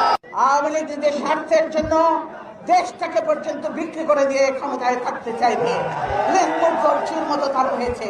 কাজে এই আওয়ামী লীগকে বিশ্বাস করেন না। সাপকেও বিশ্বাস করা যায় কিন্তু আওয়ামী লীগকে বিশ্বাস করা যায় না। এই হলো আওয়ামী লীগের চেহারা। বেগম জিয়া এতটা দৃঢ় প্রতিজ্ঞ ছিলেন, সে আমির খসরুকে ভালোভাবে চিনেছে, সে আব্দুল আউয়াল মিন্টুকে ভালোভাবে চিনেছে। এখন একটা কথা বলবো, আপনারা দুইজনে আকাশ থেকে পড়বেন, আপনারা দুইজনই আকাশ থেকে পড়বেন। খালেদা জিয়ার কাছে খবর আসলো জগন্নাথ কলেজের সগিরের মাইরা ফালাইন্য হয়েছে। আপনি কি জানেন খালেদা জিয়ার নিচে হাত দিয়ে কি খবর পাইছে? সগিরের মারাইছে সাদেক হোসেন খোকা। বুঝতে পারছেন? এবং সাদেক হোসেন খোকা মারার আগে তিনজনের সাথে এটা নিয়ে আলোচনা করছে। ওই তিনজনকে আব্দুল আউয়াল মিন্টু, মির্জা ফাক, আরেকজন আছে ঢাকা মহানগরীতে গোরখোদক আব্বাস। এখন এই আমির খসরু, আমি আজকের রোজার মধ্যে গালি দেব না, আমির খসরু মাহমুদকে অর্থ ও বাণিজ্য মন্ত্রণালয় দেওয়া হয়েছে।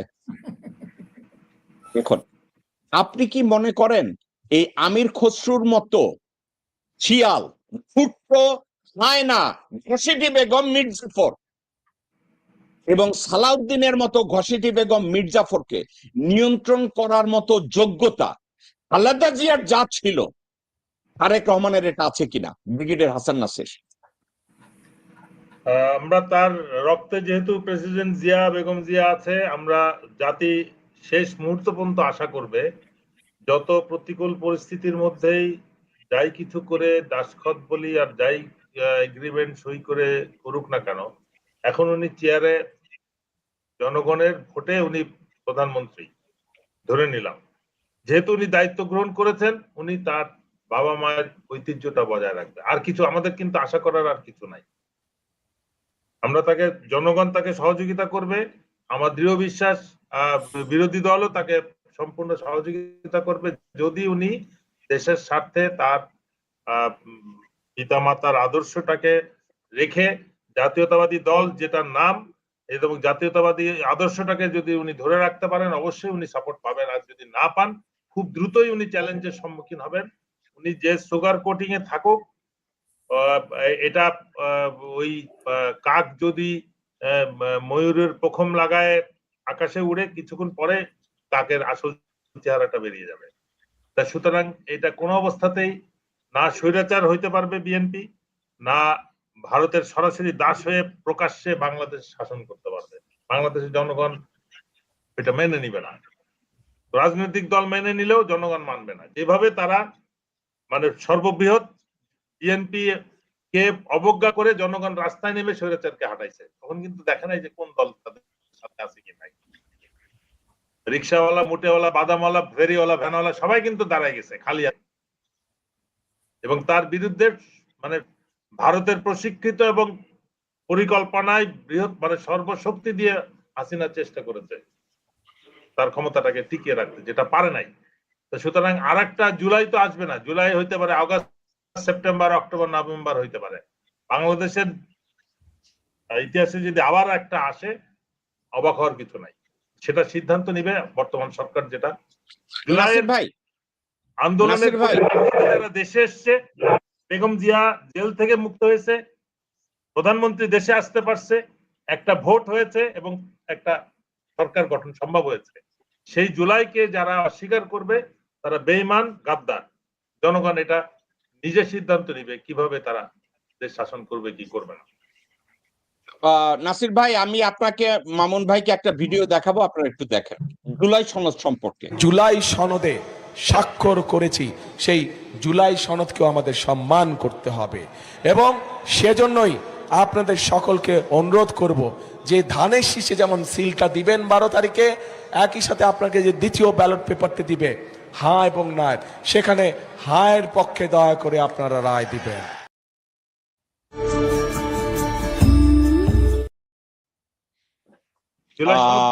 নির্বাচনের দিনে একই দিনে আরেকটা ব্যালটের মাধ্যমে গণভোটের সেই রায়টা নেওয়া যাবে যে এই সংস্কারের মধ্যে ঐক্যমত্য কমিশনের কাছে আমরা যারা প্রতিশ্রুতিবদ্ধ হয়েছে সকল রাজনৈতিক দল, সেই প্রতিশ্রুতির পক্ষে জনগণ আছে কিনা, সেই সনদের পক্ষে জনগণ আছে কিনা, হ্যাঁ অথবা না বলুন।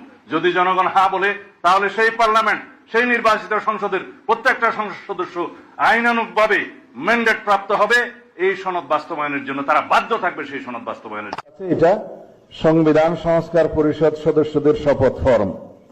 আমরা কেউ সংবিধান সংস্কার পরিষদের সদস্য হিসেবে নির্বাচিত হইনি। ওকে, এবার মামুন ভাই, আমি নাসির ভাইয়ের কাছে যাচ্ছি। মামুন ভাই, আমি আপনার কাছে কথা বলছি। সত্যকে গ্রহণ করার মতো যোগ্যতা লাগে, সত্যকে গ্রহণ করার মতো হেডাম লাগে, সত্যকে গ্রহণ করার মতো ঈমান লাগে। আমরা কার কথাকে কিভাবে মূল্যায়ন করব? আপনি কি মনে করতেছেন তার মাথা তার ল্যাজ নাড়তেছে না ল্যাজ তার মাথা নাড়তেছে? কোনটা মামুন ভাই? ওই যে আপনি বললেন শেষেরটা, লেজ না,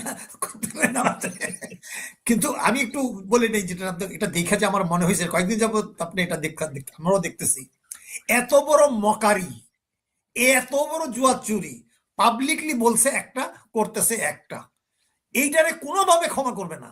এবং এইটা ডিপ স্টেটও জানে, তাকে বেকায়দা ফেলবে। এবং তারেক জিয়া যেভাবে প্রকাশ্য বলছে আমরা জুলাই সনদকে যেভাবে এটা আমরা করবো, এখানে সালাউদ্দিনও বলছে, এইটাকে মানুষ ভুলে যাবে? আমি মনে করি এটা তো প্রতিদিন একবার করে দেখানো উচিত, প্রতিদিন, এভরিডে। এবং আমাদের এই জুলাই অগাস্ট গণঅভ্যুত্থানে যে সেমি বিপ্লব হয়েছে, সেটা আমরা অর্ধ বিজয় বলতেছি কিংবা ভারতকে পরাজিত করছি। এখানে মানুষের মূল মেসেজটাই ছিল ভারত আগ্রাসন বিরোধী একটি গণতান্ত্রিক সরকার। এই ব্যাপারে আমরা সব এক। এবং আমি আজকে কালকে থেকে ভাবতেছি, এই ছাত্র দলকে ইউনিভার্সিটিতে প্রতিষ্ঠা করার জন্য যদি বলা হয় 90% আমার অবদান, যদি বলেন এই এনামুল করিম শহীদকে যখন নাকি মানে ইউনিভার্সিটিতে ডাকসুতে ভিপি দাঁড়ালো, আমি তার সাথে কথা বলে সব ঠিকঠাক করছি, একই দিন আমরা করব। তারপর জিয়াউর রহমান আমাকে ছাত্র দলের সভাপতি করার জন্য প্রস্তাব দিচ্ছিল, বিচৌধুরীর মাধ্যমে শহীদ ভাইকে সরাসরি ছিল। আমরা বহুত কষ্টে চেষ্টা করছিলাম যে এই বাকশালকে ঠেকানোর জন্য, স্বাধীন সমাজ রক্ষার জন্য শত প্রতিকূলের মধ্যে আমরা বিএনপিকে আমরা অ্যাকোমোডেট করছিলাম। এই জন্য না যে আমরা ক্ষমতা চাইছিলাম, নো। এখন আমার মনে হয় যে 65 ওয়ারের পরে, সিয়াটো সেন্টো চুক্তির পরেও আইয়ুব খান যখন দেখলো যে আমেরিকা থেকে কোনো সহায়তা পাই নাই, তো মাওলানা ভাসানীকে চীনে পাঠাইলো, রাষ্ট্রের প্রতিনিধি হিসেবে চীনে গেল। মাওলানা ভাসানীও বুঝতে পারছিল যে এই মুহূর্তে আইয়ুব খানের বিরোধিতা করাচ্ছে রাষ্ট্রটাকে বাঁচাও, অনেক কিন্তু ভুল বুঝছে। তো এখন আমার মনে হচ্ছে যে আমরা পড়ে গেছি ওইরকম একটা অবস্থা। আমাকে অনেকেই বলতেছে কি করব, কারণ আমার তো লাইবিলিটিস আছে মানসিক ভাবে, যে দেশকে আগে বাঁচাবো। আপনাকে বলছি না জাকব ভাই, যে আপনার সাথে আমার 70% একমত যে স্বাধীন সর্বদর্শ ডিপ স্টেটকে আগে থামাও, পরে আমরা গণতান্ত্রিক জামাতে কত ছাড় দিবেন না ছাড় দিবেন পরে দেখবো। মামুন ভাই এক সেকেন্ড শেষ করি। এইখানে যদি আমরা তারেক রহমানকে যদি আমরা মানে সহযোগিতা না করি, আমাদের দায়িত্ব থেকে আমরা করবো কেন করব? ওই যে কথা আছে না, মান না মান মে তেরা মেহমান, বুঝতে পারছেন? কারণ দেশে এখন কোনো অপোজিশন নাই। অপোজিশন মানে কি? আমি কালকে বলতে খবর নিছি আওয়ামী ভারতীয় বামরা কি যে খুশি, তো আওয়ামী লীগ আসতেছে। আমি বলছি বাম বলতে আমি ওদেরকে বাম বলিনি, ওরা হলো ভণ্ড বাম। ওরা চাইছিল যে এখন জামাত বিরোধী কার্ড খেলবে, এই ওরা ওই সুযোগে আছে। তাহলে মামুন ভাই আমি বুঝছি। এক সেকেন্ড, এখন বিএনপি চলে গেছে ক্ষমতায়, ওরা তো রাজপথে নামবে না। এখন আমাদের দরকার হয়েছে, এই যে মনে করেন সুলতান মোহাম্মদ মনসুর চলে গেছে, কিন্তু এখন আমানুল আমান, খায়রুল কবির খোকন, মিলন, এই যে দুদু, তারপর রিপন, এগুলো সব আমার হাতে তৈরি। এগুলো সব এরা প্যারিস এসে বলছে মোহন ভাই আপনি ছিলেন আমাদের গাইড। এখন ওরা আমাকে বলতেছে বিভিন্ন খোঁজে আপনি তৈরি করেন, কারণ তারেক জিয়ার সাথে তো আমি রাজনীতি করি নাই, তারেক মায়ের সাথে রাজনীতি করছি বহুবার, এবং সামনে তর্ক লাগাইছি, যেটা নাকি পরে এই আমানুল্লাহ আমান আর রিপন আমাকে বলছিল মোহন ভাই আমরা তো ম্যাডামের চাকরি করি। সুলতান মোহাম্মদ একই বলছিল হাসিনা আর আমি তো চাকরি করি, আপনি তো খুব স্বাধীন। আমি হ্যাঁ, আমি একই ধারে একটা সংগঠনের পলিটিক্যাল পার্টির চিফ, মানে সদস্য ছিলাম। মামুন ভাই একটা কথা বলেন, আপনি একটা কথায় ঢুকছেন, আমি ওই কথাটাই আবার নাসির ভাইয়ের কাছে নিতে চাচ্ছিলাম। আমরা সবাই ৭১-এর ভক্ত, আপনিও ৭১-এর ভক্ত, আমিও ৭১-এর ভক্ত, এই নাসির ভাইও ৭১-এর ভক্ত। ৭১-এর প্রবক্তা যারা, ৭১-এর নিয়ন্ত্রক যারা, তারাই হচ্ছে বাংলাদেশের ডিপ স্টেট। তাইলে এই ডিপ স্টেট বা ৭১ এরা যদি নিয়ন্ত্রিত হয় অন্যের দ্বারা বা এদের নিজেদের প্রভুর দ্বারা, তাহলে আমাদের বাংলাদেশের এই যে আপনারা স্বাধীনতা করেন, what is the fruit of our independence? আমরা এই ফ্রুটের স্বাদ এটা কি আমাদের মুখে ঢুকছে? আমরা কি আসলে স্বাধীনতা কখনো আমাদের মুখে ঠিক মতো দেওয়া হয়েছে, নাকি আমাদের মুখের মধ্যে এক নেলা ভাত দিয়া কইছে ভাত দিছি পানি দিতে পারবি না, পানি দেওয়ার পরে কইছে তুই গিলতে পারবি না? সাবজেক্টটা কি এরকম হইলো না? হ্যাঁ, পরপর ২বার ছিনতাই হয়ে গেছে, ৭১ ছিনতাই হয়ে গেছে আমাদের বিজয়, এইবার ২৪০০ ছিনতাই হয়ে গেছে। Okay fine. নাসির ভাই আমি আপনার কাছে আসি। মামুন ভাইয়ের এতক্ষণ আপনি কথাটা শুনছেন, কিন্তু আমি আর আপনি, আমরা মুক্তিযুদ্ধ বা রাজনীতি, আমি রাজনীতির মানুষ না, আমি রাজনীতি করিও না, আমি সাংবাদিকও না, আমি একজন হিউম্যান রাইটস অ্যাক্টিভিস্ট। আপনিও বর্তমানে চাকরি শেষ করার পরে আপনি বর্তমানে যে কাজগুলো করছেন, মূলত আপনি একজন সমাজসেবী হিসাবে কাজ করছেন, একজন সচেতন নাগরিক হিসাবে আপনিও কাজ করছেন। কিন্তু বাহ্যিক অর্থে একটা কথা, বাংলাদেশের মানুষ ৫৪ বছর স্বাধীনতা পাইছে, ৭১ নিয়ে পূজা করছে, মুক্তিযুদ্ধ নিয়ে পূজা করতে করতে মূর্তিরে ঝাঁটা বানায় দিছে। বাংলাদেশের মানুষ কি এখনো স্বাধীনতার কোন স্বাদ তারা পাইছে? স্বাধীনতার স্বাদ কোনটা নাসির ভাই? স্বাধীনতার স্বাদ হইতেছে একজন নাগরিকের পূর্ণ নাগরিক অধিকার ভোগ করা। বাংলাদেশে কি এই স্বাধীনতার নামের বস্তুর যে একটা টেস্ট আপনি মনে করেন কিনা পাইছে? আমরা কেন এটাকে পূজা করব? মানে কেন? আমি জাস্ট এমনি জানতে চাচ্ছি। আজকেরও বিডিআর হত্যার বিচার হইতে দিবে না ডিপ স্টেট। ডিপ স্টেট কারা? র কারা? ভারত নিয়ন্ত্রিত। ভারত নিয়ন্ত্রিত কোন জায়গায় আছে? মুক্তিযুদ্ধ যারা করছে। মুক্তিযুদ্ধ কারা করছে? মুক্তিযোদ্ধারা করছে। আর মুক্তিযুদ্ধের অর্থ কি? ভারতের পাচাটা। মানে আমার এই কথাটাকে কি রিঅ্যালাইন করার কোন সুযোগ আছে নাসির ভাই? মুক্তিযুদ্ধটাকে মানে আমরা তো বরাবর ৭১ সালের পর থেকে দেখে আসছি বিভিন্ন সময় বাংলাদেশ স্বাধীনতা সার্বভৌমত্বের উপরে যতগুলো অ্যাটাক আসছে বিভিন্ন রকম ভাবে, সামরিক অভ্যুত্থান বলি আর যেটাই বলি, এবং সবসময় দেখা গেছে যে যারা মুক্তিযুদ্ধে অংশগ্রহণ করেছে তাদের দ্বারাই কিন্তু আক্রান্ত হয়েছে এবং বিভিন্ন পর্যায়ে তারা আস্তে আস্তে এলিমিনেট হয়ে গেছে। যে 2-4 জন সম্মান নিয়েছিল তার মধ্যে আমরা দেখলাম আওয়ামী লীগের সময় যে কল্যাণ পার্টির জেনারেল ইব্রাহিম, উনিও করলেন, এবং এই মুহূর্তে যিনি আলোচনার শীর্ষে তিনি মেজর হাফিজ। আর কোন সম্মান করার মতো কেউ থাকলো না, যারা বেঁচে আছে তার মধ্যে আর আমি আর সম্মান করার কারো দেখছি না। সুতরাং এই যারা যুদ্ধে অ্যাকচুয়ালি অংশগ্রহণ করছে তাদের এই অবস্থা, আর যারা যুদ্ধের নামে যারা কলকাতায় আয়েসে জীবন কাটাইছে, বাংলাদেশের ব্যাংক লুট করে নিয়ে যে যারা আসছে এবং এসে মুক্তিযোদ্ধা ভাতা নিছে এবং দেশকে এভাবে লুটে পুটে খাচ্ছে, সবার একটাই হাতিয়ার হচ্ছে এই যে রাজনীতিবিদদের রাজনীতিতে শেষ কথা বলে কোনো কথা নাই। মানে তারা যে কথা, আপনি যে ভিডিওটা দেখালেন, যে এই কথাটা মানতে হবে এমন কোনো নাই, কিন্তু পাবলিক কিন্তু এখন আর ওই কথা শুনতে রাজি না। তারা কিন্তু এই ডায়লগটাকে ডিকশনারি থেকে, পলিটিক্যাল ডিকশনারি থেকে ফেলে দেওয়ার পক্ষে। এরকম কোনো কথা হবে না, তুমি যেটা বলবা ওইটা তুমি মানবা, এটা আমরা এনশিওর করবো, আর না হলে তুমি থাকবা না। এখন কিন্তু জনগণ ওই পর্যায়ে চলে গেছে, এবং যার পরিপ্রেক্ষিতে ওই যে চাঁদাবাজদের রাস্তায় ধরতেছে, চাঁদাবাজ দোকান ভাঙতে আসতেছে, তাকে ধরে পিটায় হাত পা ভেঙে পুলিশে দিয়ে দিচ্ছে। এই পরিস্থিতিতে এটাকে আপনি মব জাস্টিস বলেন আর যাই বলেন, প্রকৃত অর্থে যখন আইনের শাসন কাজ করে না, যদি একজন মনে করে যে আমি পুলিশের কাছে গেলে বিচার পাবো না, তখন সে কিন্তু নিজের হাতে আইনটা তুলে নেয়। সেই পরিস্থিতিতে কিন্তু জনগণকে ঠেলে দেওয়া হচ্ছে, এবং এটাই আস্তে আস্তে আরেকটা জুলাইয়ের দিকে নিয়ে যাবে দেশকে। সেটা যদি শিক্ষা, যদি বর্তমান সরকার, যে সরকার কেবল দায়িত্ব গ্রহণ করছে, তারা যদি জনগণকে আবার সেই পুরনো ফরম্যাটে মনে করে তাদের উপরে শাসন ব্যবস্থা, স্বৈরাচারী শাসন ব্যবস্থা কায়েম করতে চায়, বা যে জুলাইয়ের যে সংস্কার পরিকল্পনা যেটা হয়েছে, জুলাই সনদ, এটা যদি তারা অবজ্ঞা করার চেষ্টা করে, তাদের চলে যেতে কিন্তু বেশি সময় নিবে না। হাসিনার সময় লাগছিল, বাট এখানে কিন্তু জনগণ অত সময় দিবে না। এই জন্য আমি বলছি যে যত দ্রুত সম্ভব এই সনদকে অ্যাকসেপ্ট করে সেটাকে ইমপ্লিমেন্ট করতে হবে।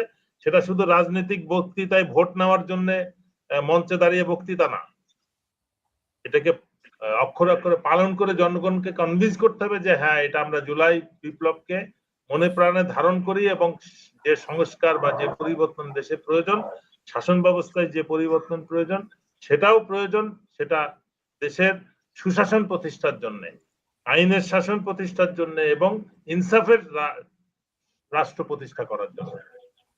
নাসির ভাই, আমি আর আপনি শুভাকাঙ্ক্ষী হিসাবে, আমি, আপনি, মামুন ভাই, আমরা যদি তারেক রহমানকে বলি যে তারেক সাহেব, আপনার দল বলতে আমি এই মুহূর্তে বলবো বিএনপির মধ্যে তারেক রহমানেরও ডিপ স্টেট আছে, বিএনপিরও একটা ডিপ স্টেট আছে। তারেক রহমান বিএনপি নিয়ন্ত্রণ করে না, বিএনপিকে নিয়ন্ত্রণ করে অন্য কেউ। এখন আমরা তারেক রহমানকে বললাম যে আমির খসরুরা আপনারে নেতা হইতে দিবে না, সালাউদ্দিনরা আপনারে নেতা হইতে দিবে না, অর্থাৎ আপনার চারপাশে যারা আছে এরা সব বেঈমান, আপনারে জামাতে ইসলামী সহায়তা করবে, আপনারে আমি ব্রিগেডিয়ার হাসান নাসির বা মামুন বা জেকব মিল্টন আমরা বাইরের থেকে সহায়তা করব, আপনি ঘুইরা দাঁড়ান, ধীরে ধীরে আপনি আমাদের বস্তু, আপনি আমাদের। আপনাদের আমি একটা হিস্ট্রি বলি। টুটানকামুন যখন টুটানকামুনকে যখন ফেরো বানানো হয়েছে, আপনি কি জানেন সবাই ধরে নিছে টুটানকামুন সফল হবে না, সবাই ধরে নিছে টুটানকামুন সফল হবে না। তো সবাই টুটানকামুনের কাছে যখন কইছে যে তুমি সফল হইতে গেলে তোমার বুঝতে হবে যে মিশরের রাজপ্রাসাদে যারা আছে এরা সবাই তোমার শত্রু, আর তোমার মিত্র হবে আমুন মন্দিরের পুরোহিতরা। টুটানকামুন টের পাইছে আমুনের মন্দিরে যারা আছে তারাও তার শত্রু।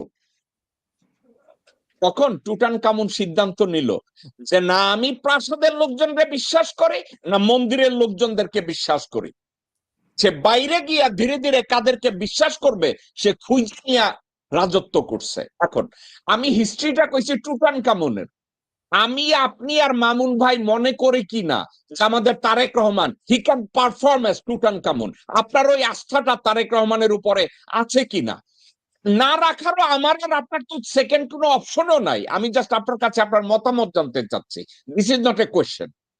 না, এটা মতামত তো স্বাভাবিক। জনগণ তার রক্ত, যে রক্তের থেকে উনি, যে রক্ত উনি ক্যারি করেন, সেটার মধ্যে তো কোনো গাদ্দারি নাই, এবং ওনার এখনো সুযোগ আছে সেটা প্রুফ করার, that he carries the blood of his mother and father. তা সেই হিসেবে আমরা জাতি আশা করবে তার থেকে। আমি মনে করি বিরোধী দল তাকে সম্পূর্ণ সহায়তা দিবে, কারণ বিরোধী দলেরও এই মুহূর্তে তাদের এই রাষ্ট্র পরিচালনার ব্যাপারে তাদের অভিজ্ঞতার প্রয়োজন আছে।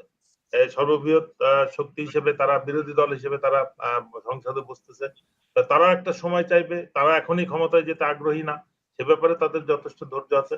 আমি মনে করি এইটা একটা সুযোগ, যেটা প্রধানমন্ত্রী বা তার মন্ত্রী পরিষদ দরকার হলে প্রয়োজনে বদলি করে, আপনি যেটা বললেন, সংশোধন করে যারা জুলাই ইয়েকে আন্দোলনকে যারা বুকে ধারণ করবে তাদেরকে নিয়ে পরিবর্তনটা, সংস্কারটা নিশ্চিত করবেন, তাহলেই কিন্তু আবার উনি ফেরত আসতে পারবেন। নাহলে ওনার পতন হলে কিন্তু তার ফেরত আসার কোনো সুযোগ থাকবে না। যেভাবে নাসির ভাই, নাসির ভাই, আপনি কি মনে করেন তারেক রহমানকে যদি বিরোধী দল সাপোর্ট দেয় আর ডিপ স্টেট তার এগেনস্টে যায়, আপনি কি মনে করেন জামাতে ইসলামী অর্থাৎ বিরোধী দল এবং তারেক রহমান এবং তার শুভাকাঙ্ক্ষী এবং দেশপ্রেমিকরা তারা কি সার্ভাইভ করবে ডিপ স্টেটের সামনে? আমার কাছে আমার দৃঢ় বিশ্বাস পারবে, কেন জনগণ মানে 16 কোটি 18 কোটি জনগণ তার সাথে আছে। ডিপ স্টেটের সেকেন্ডের মধ্যে উধাও হয়ে যাবে। তারা তো একটা মানে ফলস একটা স্ট্রেংথের উপরে দাঁড়ানো, তাদের নৈতিকতার কোনো শক্তি নাই, তাদের দুর্নীতিগ্রস্ত একটা শক্তি, একটা অপশক্তি বলা যেতে পারে। সুতরাং তাদের ক্ষমতাটা খুবই ক্ষীণ এবং শো করে বেশি, বাট ভিতরে কিন্তু ফাঁপা। তো সুতরাং সেটাকে ওভারকাম করা কোনো ব্যাপারই না, বাট সাহস প্রধানমন্ত্রী থাকতে হবে, বা তার সাথে যারা প্রকৃত শুভাকাঙ্ক্ষী আছে। আমি জানি যে তারা একেবারে খুব ঘনিষ্ঠ নিরাপত্তার সাথে জড়িত। তারা ওই আপনি জুলাই মাসে দেখেন ওই শহীদ মিনারে প্রেস ক্লাবে আমার ডান পাশে বাম পাশে তারা ছিল, তারা কিন্তু এখন তারেক রহমানের সাথে। সুতরাং উনি যে জুলাই বিপ্লবের বিপক্ষে আমি এটা বলছি না, বাট ওনার সাথে যারা আছে তারা কেউ অনেকে হয়তো আছে যারা এটাকে মানে না ওই ডিপ স্টেটের কারণে। তো তাদেরকে যদি উনি কেয়ারফুলি প্রোটেক্ট, তাদের থেকে উনি নিজেকে প্রোটেক্ট করতে পারেন, আর ওই যারা আন্দোলনের সাথে ছিল, যারা বাংলাদেশ নতুন বাংলাদেশ চায়, তাদেরকে যদি উনি কাজে লাগান, তাহলে অবশ্যই একটা পজিটিভ চেঞ্জ আমরা দেখব এবং ভালো কিছু দেখব। ওকে, মামুন ভাই, আপনি কি নাসির ভাইয়ের সাথে একমত? নাসির ভাই মনে করে যদি বর্তমান বিরোধী দল এবং দেশের জনগণ যদি তারেক রহমানকে সাপোর্ট দেয়, আপনি কি মনে করেন কিনা যে ডিপ স্টেট যেটা আছে সরকারে এবং বিএনপির মধ্যে যে ডিপ বিএনপি আছে, সেখান থেকে তারেক রহমান কি সার্ভাইভ করে উঠবে? আপনি কি মনে করেন সে সফল হইতে পারে? এখন ওই যে একটা কন্ডিশন দিলেন, আমরাও বললাম যে আজকে মাওলানা ভাসানীকে জিয়াউর রহমান বুঝতে পারছে যে সে একা জনমত আন্তর্জাতিকভাবে ফারাক্কা নিয়ে জাতিসংঘে যেতে পারবে না। মাওলানা ভাসানীকে লং মার্চে প্রত্যক্ষভাবে পরোক্ষভাবে জিয়াউর রহমান ফিডব্যাক দিয়েছে। মাওলানা ভাসানীও বুঝতে পারছে এই মুহূর্তে জিয়ার হাতকে শক্তিশালী করতে হবে, পাওয়ার শেয়ার না করেও। এখন আমার মনে হচ্ছে যে আবার ধরেন 60 বছর রাজনীতি দেখলাম, নিজে মুক্তিযুদ্ধে ছিলাম, যা কন্ট্যাক্ট আছে কয়েকশো জাতীয় নেতাকে আমি চিনি, তারাও আবার চিনে। এখন আমরা তো একবার ক্ষমতায় যাইয়া হাজার হাজার কোটি টাকা নিয়ে করি নাই, আমাদের লোকগুলো সব বিএনপি হয়ে গেছে, সব চলে গেছে, তারপর কিছু কিছু আছে। এখন আমাদের কর্তব্য হলো প্রবাসে, দেশে, মিল্টন ভাই আপনি সহ, এবং দেশে যারা যারা মানে এই যে হাসান নাসির ভাই উনিও মুক্তিযুদ্ধের ধারাবাহিকতা থেকে আসছেন, কিংবা যারাই হোক না কেন, আমরা যারা মুক্তিযুদ্ধের পজিটিভ গুলো অন করে, আর মুক্তিযুদ্ধের নামে যারা মুক্তিযুদ্ধের চেতনা ব্যবসা করছে, আমরা ওদেরকে সমর্থন করি না। কাজেই ধর্মের সাথে মিলানো যাবে না। এই যে যে এখন যে মামুন ভাই বিষয়ের মধ্যে থাকেন, বিষয়ের মধ্যে থাকেন, আমি যে প্রশ্ন করছি ওইটাই বলছি, এটা সম্ভব যদি আমরা প্রায়োরিটি দেই। দলের ক্ষমতায় গেলাম কি গেলাম না সেটা বড় কথা না, স্বাধীনতা সর্বত রক্ষাটা, দিল্লির ডিপ স্টেট এবং ওদের যে ভিতরে দলের মধ্যে যে ডিপ স্টেট আছে, এইগুলোকে যদি আমরা পরাজিত করতে পারি, তাহলে অবশ্যই আমাদের আবার রিঅর্গানাইজ হতে হবে। আগামী 6 মাসের মধ্যেই আমাদের রিঅর্গানাইজ হতে হবে, এর বেশি সময় নেওয়া যাবে না। ওকে, আমি একজনের একটা কথা শোনাবো, এটার উপরে আপনাদের মন্তব্য চাইবো। অনেকে ইলেকশন ইঞ্জিনিয়ারিং কথা বলছে, তার মানে গণনা ঠিক হয়নি, তাই তো? এটা বলছে তো, গুনে নেন আরেকবার, বুঝতে তো মুশকিল নাই। আচ্ছা, বিএনপিও মাঝখানে বেশ কিছু উপদেষ্টা দেন। ডক্টর খলিলুর রহমান উনি বলছে গণনা ইঞ্জিনিয়ারিং হয়েছে, অর্থাৎ ওনার মৌখিক আচরণে আমার কাছে এটা মকারই মনে হয়েছে। আমার কাছে এটার ভিতরে আমি কোনো আন্তরিকতা দেখি নাই। উনি ভণ্ডামিতে চমৎকার, আমি ওনার ভণ্ডামি সম্পর্কে জানি, ওনার যোগ্যতা সম্পর্কেও জানি, মানে যথেষ্ট যোগ্য মানুষ, কোনো সন্দেহ নাই, প্রচন্ড ক্যাপাবল একজন মানুষ, কোনো সন্দেহ নাই, এবং উনি একজন এই বাংলাদেশী। দেখো ভাই, ইবলিস তো শ্রেষ্ঠ জিন ছিল। সত্য কথা, সত্য কথা রে ভাই, মোটেও মিথ্যা কথা না। ওকে, এখন উনি বলছে গণনা ঠিক হয় না, এই তো গইনা নেন। এখন ওইখানে কি একজন সাংবাদিক ছিল না যে তারা যারা খলিল সাহেবকে বলতে পারবে যে খলিল সাহেব ঠিক আছে আমরা গইনাই নেব, গোনার সুযোগটা তৈরি করে দেন, এটার উপরে 10টা স্টেটমেন্ট দেন? একজন সাংবাদিকও কি ওখানে ছিল না? ছিল না, ওইটা নাই বাংলাদেশের মিডিয়াতে, ওইটা নাই। আছে কি? না না না ভাই ভাই ভাই ভাই ভাই ভাই, আমি তো এখানে উপস্থিত না, একের পুরো মিডিয়াটা ধ্বংস হয়ে গেছে।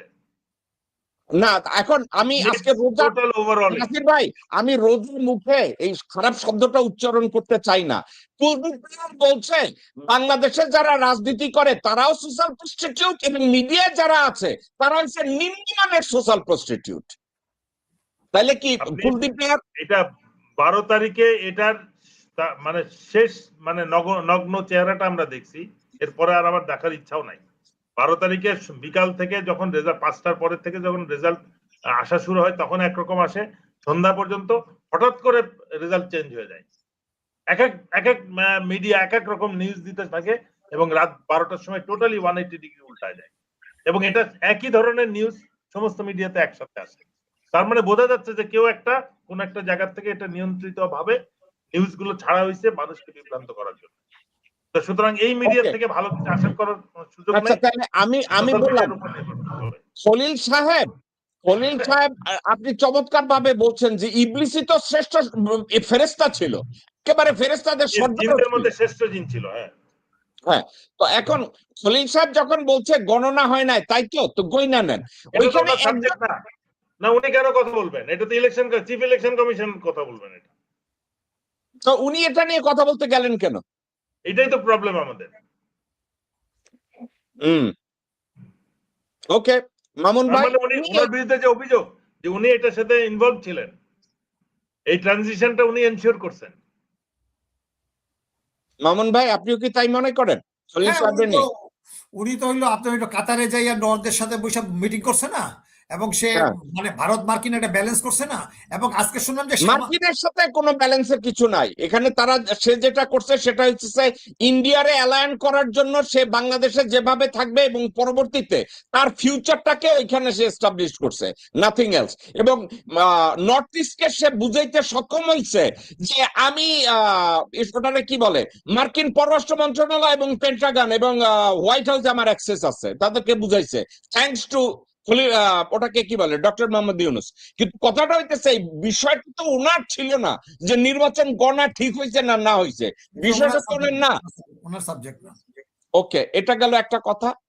আর এরপরে আরেকটা মন্তব্য নিয়ে আমরা একটু কথা বলবো। যে পরিমাণের বকেয়া রেখে গেছে, তারপরে আমাকে যে পরিমাণের জ্বালানি ইম্পোর্ট করতে হবে, সব মিলিয়ে একটা কঠিন একটা অগ্নি পরীক্ষা আমার জন্য। আমি চেষ্টা করছি আপ্রাণ কিভাবে এটাকে ম্যানেজ করে জনগণকে সুফল দেওয়া যায়। প্রথম কথা, একেবারে রোজা মুখে আল্লাহ আমাকে মাফ করুন, এই কুত্তার বাচ্চা যখন এই কথাগুলো কইতেছিল, পিছনে নাম আজান দিতেছিল, কুত্তার বাচ্চার বলা উচিত ছিল যে পিছনে আজান হইতেছে, আমি উত্তর দেব না, আমি পরে উত্তর দেই। সে আজানকে সম্মান করে নাই, নাম্বার 1, এটা আমার অভিযোগ। নাম্বার 2, ওকে এই জ্বালানি মন্ত্রী করাই হয়েছে আদানিরে মানে $500 মিলিয়ন পে করার জন্য ভারতের প্রেসক্রিপশনে। ওকে যাতে জ্বালানি মন্ত্রী বানানো হয়, এক্ষেত্রে সে নাকে খত দিয়া আইসা এখানে বসে তারা জ্বালানি মন্ত্রী বানাইছে। এর আগেও একটা কথা আপনাদেরকে আমি বলি রে ভাই, কষ্টটা কোন জায়গায় যায়। তারেক রহমানকে খাম্বা মানানো হয়, খাম্বা নামে ডাকা হয়। আপনি কি জানেন আসল খাম্বা কে? আসল খাম্বা হইছে ইকবাল হোসেন টুকু।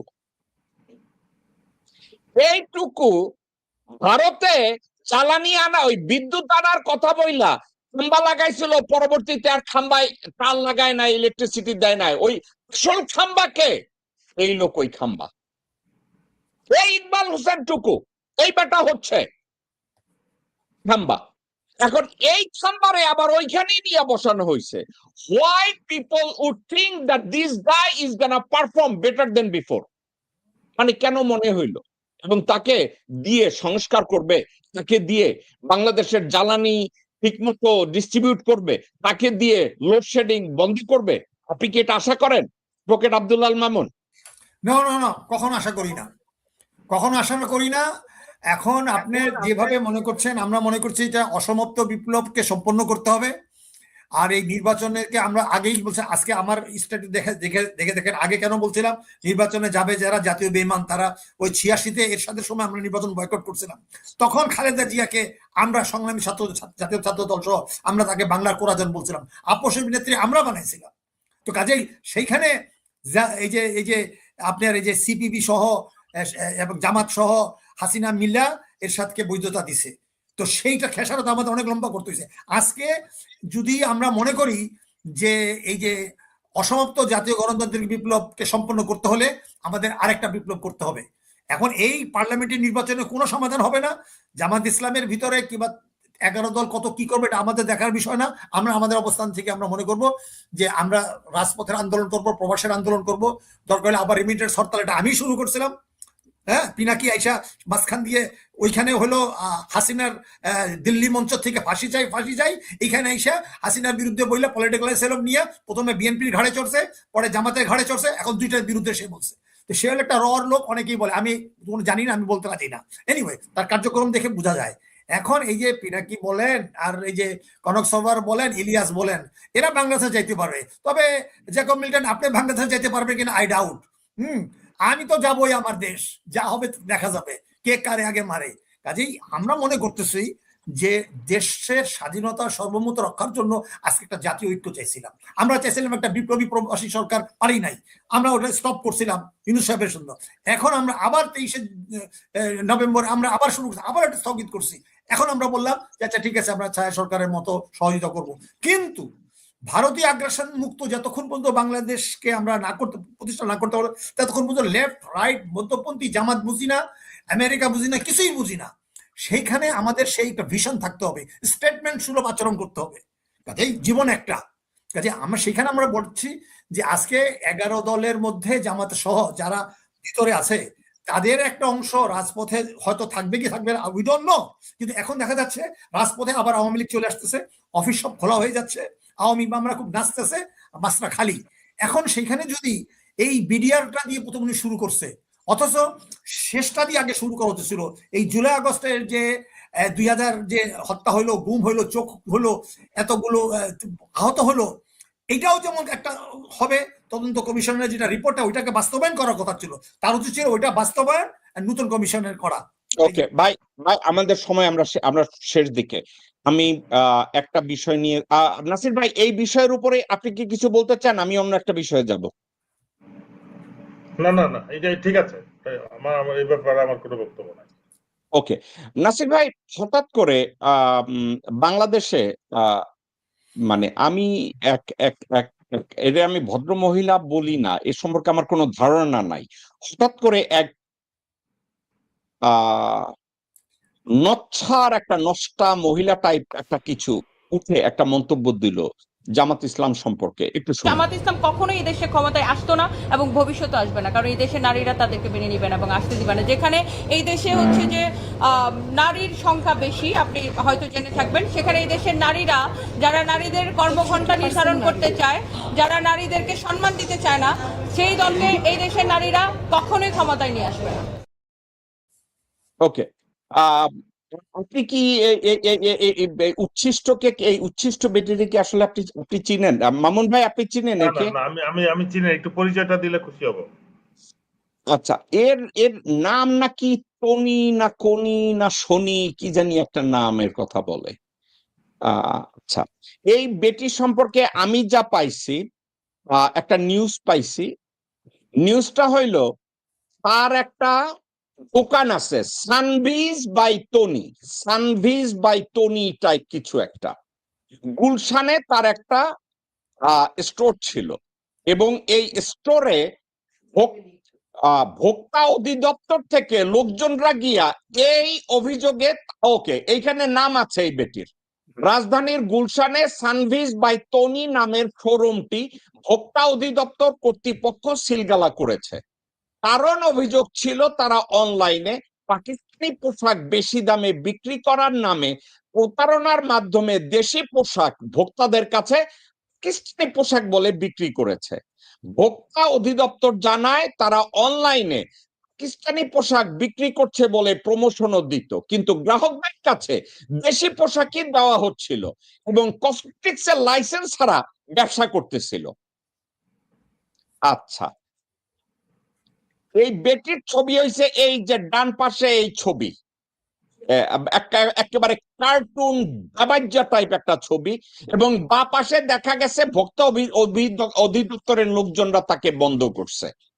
এখন বাংলাদেশে ব্যবসা করার জন্য মানে এই ন্যারেটিভ বা এই কালচারটা কি এইভাবে যে সে জালিয়াতি করছে, ধরা পড়ছে, এবং ধরা পড়ার পরে তার দোকান বন্ধ হয়েছে, এখন তারেক রহমান বা বিএনপির দৃষ্টি আকর্ষণের জন্য এখন জামাতের উপরে চড়াও হয়েছে।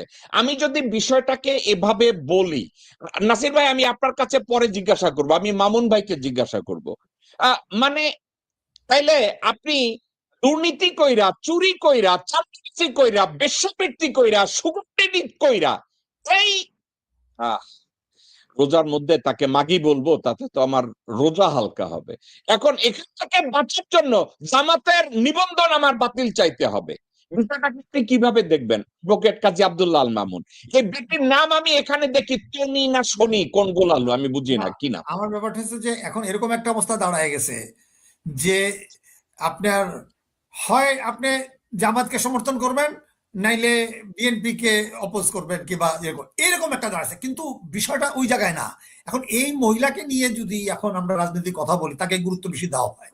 এখন প্রশ্ন সেখানে, প্রশ্নটা হলো তাকে দিয়ে যদি এখন জামাতের বিরুদ্ধে আন্দোলন করানো হয়, বিষয়টা তো এখন এটা না। নির্বাচনের পক্ষে মামুন ভাই আপনি কি ভুলে গেছেন বিএনপি কে এবং জিয়াউর রহমানকে ছোট করার জন্য মমতাজ নামের এক পতিতাকে পার্লামেন্টে নিয়ে বলা হয়েছে, আমি মনে করছি জিয়ার নাম শহীদ জিয়া, পরে উনি শহীদ হইলে মইরা যায়। আপনি কি এটা দেখেন নাই? হ্যাঁ দেখছি। তাইলে এই বেশ্যা মহিলাকে যে ব্যবহার করা হবে না, আপনি কেমনে জানেন? না, আমার কথা হচ্ছে এদেরকে তো ব্যবহার করছে রাজনীতিগত ভাবে, আমিও তো ল্যাঙ্গুয়েজটা আমি করলাম না, কিন্তু এটাকে আমল দেওয়া যাবে না এই মুহূর্তে। এইসব বিতর্ক করে ভারত চাবে যে আমাদের ভিতরে এটার ভিতর মানে ইসে রাখা, আবার ওই ন্যারেটিভ, হ্যাঁ জামাত খেদাও, জামাত রাজাকার, ৭১।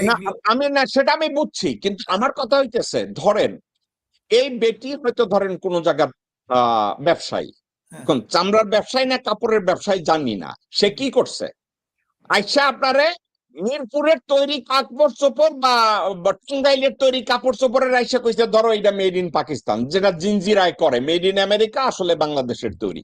এই বেডিও তাই করছে। এখন বেডি ধরা পড়ে গেছে, ভোক্তা অধিদপ্তর তার স্টোর বন্ধ করে দিছে। এখন সে যায় ঘুষ দিবে, তুই ঘুষ দে, তুই ভোক্তা অধিদপ্তরের লোকজনরা ঘুষ দিয়ে তোর দোকান ওপেন কর, কিন্তু সে এইটা না কইরা জামাতের নিবন্ধন বাতিল চায়। এটা কি ভাই? ওই যে রাজনৈতিক ভাবে সে ফায়দা নিতে চায়, মানুষকে সস্তা দিতে চাচ্ছে, সে রাজনৈতিক ভাবে ভিকটিম হয়েছে, ওইটা বলতে চাচ্ছে সে। ও আচ্ছা আচ্ছা আচ্ছা, বুঝছি ভাই, বুঝছি।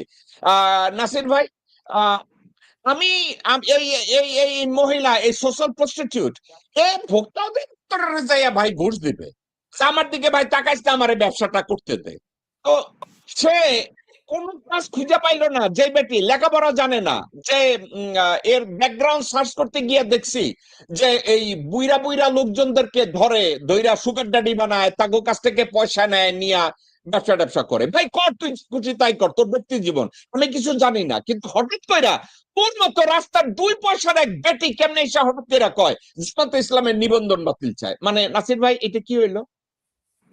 আর এদেরকে আপনি দেখবেন জামাত যদি ক্ষমতা আসে, এরা আবার ওই বিএনপি আওয়ামী লীগের বিরুদ্ধে কথা বলতেছে। এই মহিলাই আপনার কথা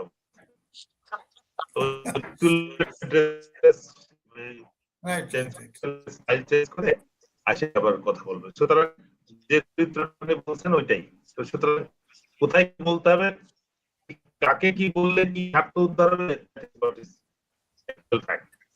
তাদের মানে এই মুহূর্তে এই মহিলা ভোক্তা অধিকারেরও পয়সা দিতে চাইতেছে না। নারী কোটা না না আপনার সংরক্ষিত নারী কোটায় ঢোকার চেষ্টা করতেছে।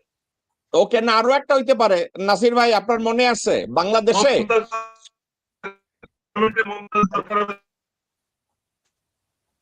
হাসান নাসির ভাই, আপনার একটা কথা মনে আছে কিনা, উত্তরের কোন জায়গা থেকে হরিমণি না কেরিমণি না পরিমণি এই নামে কোন এক বেডিরে অ্যারেস্ট করছে। এখন অ্যারেস্ট করার পরে সাংবাদিকদের সাথে যখন কথা বলতে বসছে, এই ধরিমণি আর করিমণি কোনো বিষয়ে কথা কয় না, খালি কয় আমি বেনজিরের লগে দেখা করতে চাই, আমি বেনজিরের লগে কথা কইতে চাই। এখন এই বেটি এই যে জামাতের নিবন্ধন বাতিল চাইছে, সে কি এখন বলা বাকি আছে আমি তারেক রহমানের কোলে বসতে চাই, বিএনপির কোলে বসতে চাই? আসলে কাহিনীটা কি এইটা বলতে গিয়া জামাতের নিবন্ধনের কথা ভুলে বইলা ফেলাইছে নাকি? আপনার কি মনে হইতেছে?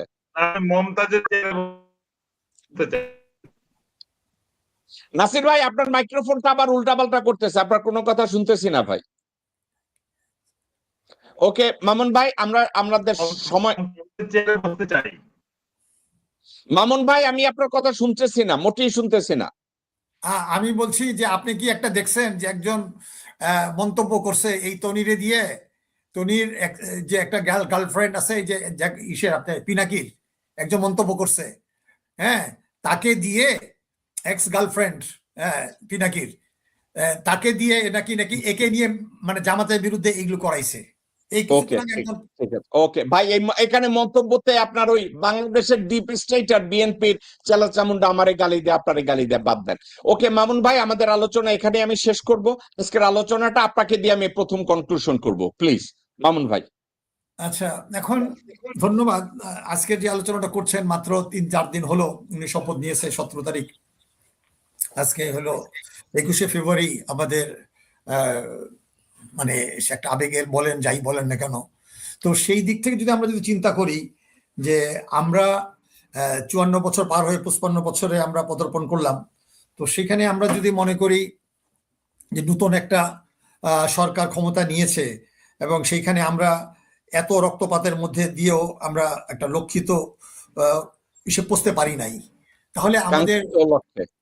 তাহলে আমরা কি বলতে পারি না যে বারবার আমরা আন্দোলন করব এবং আমাদের আন্দোলনের ফসল আরেকজন নিয়ে যাবে? তো এইখানে যে আমাদের একটা ব্যর্থতা বলেন, সফলতা বলেন, যে আমাদের একটা রাজনৈতিক শূন্যতার সাথে নেতৃত্ব শূন্যতাও আছে। একসময় জিয়া রহমান একটা আদর্শ প্রতীক ছিল, শেখ মুজিবুর ছিল, আজকে আমাদের বাংলাদেশে একটা ন্যাশনাল লিডারের খুব দরকার, এবং সেইখানে খালেদা জিয়াও নাই। যত প্রতিকূলতার মধ্যেও থাকি না কেন, একটা বৈচিত্র্যের মধ্যে ঐক্য হওয়া উচিত। এখন তারেক জিয়াকে যদি আমরা মনে করি যে উনি যেভাবে হোক নির্বাচনের প্রশ্নে আমরা যারা করি নাই কিংবা আমরা এটাকে বিরোধিতা করছিলাম, কিন্তু এখন যেহেতু দায়িত্বে যিনি আসে, এখন ইউনূস সাহেবকে আমরা যেমন সহযোগিতা করার চেষ্টা করেছি, আমরা তাকে সহযোগিতা করব। এখন সেইখানে যদি আমাদের রাজনীতির মানে একটা গাইডলাইন দেওয়ার মতো যদি কালেকটিভ না হোক, 2-1 জাতীয় নেতা যদি তার অভিজ্ঞতা দিয়ে সামনে না আসে, সবাই যদি মনে করে যে কোন দলে গেলে আমি মন্ত্রী হইতে পারবো, হয় জামাত গেলে আমি এমপি হলে আমি জামাত করব, আর নাইলে বিএনপি করলে আমি মন্ত্রী হবো, এইটা হয়ে গেছে একটা বিরাজনীতিকরণ, একটা ফসল। গত 54 বছরের মধ্যে জিয়া রহমান বলেন, কিংস পার্টি বলেন, এরশাদের কিংস পার্টি বলেন, মঈনের 2 বছর কিংস পার্টি বলেন, এখন এই যে বৈষম্যবিরোধী ছাত্র আন্দোলন পরে এরাও কিংস পার্টি হয়ে গেল, হাজার হাজার কোটি টাকা চাঁদাবাজি করলো। তো আজকে দেখুন সাধারণ মানুষ চিন্তা করতেছে যে আমরা যে একটা আন্দোলন করছিলাম, জনগণ আগায় গেছে, কোনো দল ছাড়াই কিন্তু বৈষম্যবিরোধী ছাত্র আন্দোলন 158 জনের মধ্যে মাত্র 6 জনই হয়েছে, কিন্তু মানুষ বারবার প্রতারিত হচ্ছে। কাজে এখানে আমাদের বক্তব্য হলো যে রাজনীতিকে রাজনীতিবিদদের খাতে ছেড়ে দিতে হবে। আর রাজনীতির নামে বেশ্যাবৃত্তি হয়েছে, মুক্তিযুদ্ধের নামে মুক্তিযুদ্ধের চেতনা বিক্রি হয়েছে, ইসলামের নামে অনেক অনেক কিছু করছে, কেউ জামাতের ভিতরে ঢুকছে, সবকিছু আছে, কেউ ধোয়া তুলসী পাতা না। কিন্তু সব শেষে দেশটা যেহেতু আমাদের সকল মতেরই, কাজে এইখানে আমাদের জাতীয় ঐক্য অনিবার্য এবং এটা হতেই হবে, এবং সাধারণ কৃষক, শ্রমিক, মেহনতি মানুষকে সংগঠিত করতে হবে। প্রবাসে যারা আছে আমাদেরকে আবার মনিটর করতে হবে, কে ক্ষমতায় থাকলো, কি ক্ষমতায় গেল। তার চেয়ে বড় কথা হলো আমরা ডিপ স্টেটের বিরুদ্ধে আমরা রুখে দাঁড়াবো, এবং ডিপ স্টেট নিয়ন্ত্রিত হচ্ছে সে ভারত থেকে, কাজেই এখানে আমরা মনে করি ওয়াকাররা এখনো সক্রিয়, সেক্রেটারিতে ওরা এখনো বসে রয়েছে, বিচার ব্যবস্থা তারা রয়েছে, মিডিয়া তারাই পরিচালনা করতেছে, ব্যবসা বাণিজ্য তারাই করতেছে। এই আমি খসরু মাহমুদ বলেন, মীরা আব্বাস বলেন, এই মাফিয়া গংরা এখনো আছে। তো আমরা কোনো দলেরকে আনুগত্য প্রকাশ করতে চাই না, আমরা একটা সিস্টেমের বিরুদ্ধে বলতে চাই। কাজে আমরা মনে করি এই হাদি নাই, কিন্তু আমরা সবাই হাদি। আবু সাইদ ভয়কে জয় করে আমাদের সামনে নিয়ে আসছে, কাজে এই ধারাটাকে অব্যাহত রাখতে হবে। কাজে আমাদের অসমাপ্তি বিপ্লবকে সম্পন্ন করতে হবে, এটাই সত্য কথা। আমাকে 2 সেকেন্ড একটু সময় দেন। আজকে 21শে ফেব্রুয়ারি উপলক্ষে আমি এটা বলছিলাম যে খুব একটা ছোট্ট, যে 2002 সালে তখন আপনি হাসিনা ক্ষমতায় ছিল, তখন আমি একটু বলে নেই আজকে 21শে ফেব্রুয়ারি উপলক্ষে। 21-এর ভাষা চিরমুক্তির আশা, 21 এসেছে অস্ফুট অব্যক্ত বেদনায় আবার ফিরে, সেই পুরনো পথ ধরে বাগাড়ম্বর কাগজে কলমে আর কবিতার সরোবরে রং বেরঙ্গের ভাষা সৈনিকেরা আর ভাড়াটে বুদ্ধিজীবীরাও উঠেছে মেতে বেশ কলরবে। ওই উগ্রবাদী বাঙালিত্বের ধ্বজাধারী তারাও আছে সাথে, হারানো মসনদ ফিরে পেয়ে জাকিয়ে বসে মহা উৎসবে। বাংলা মায়ের সন্তানেরা এখনো তো পায়নি তাদের ভাব প্রকাশের ভাষা, কৃষকের শ্রমিকের আর খেটে খাওয়া মানুষের স্বপ্ন পূরণের আশা।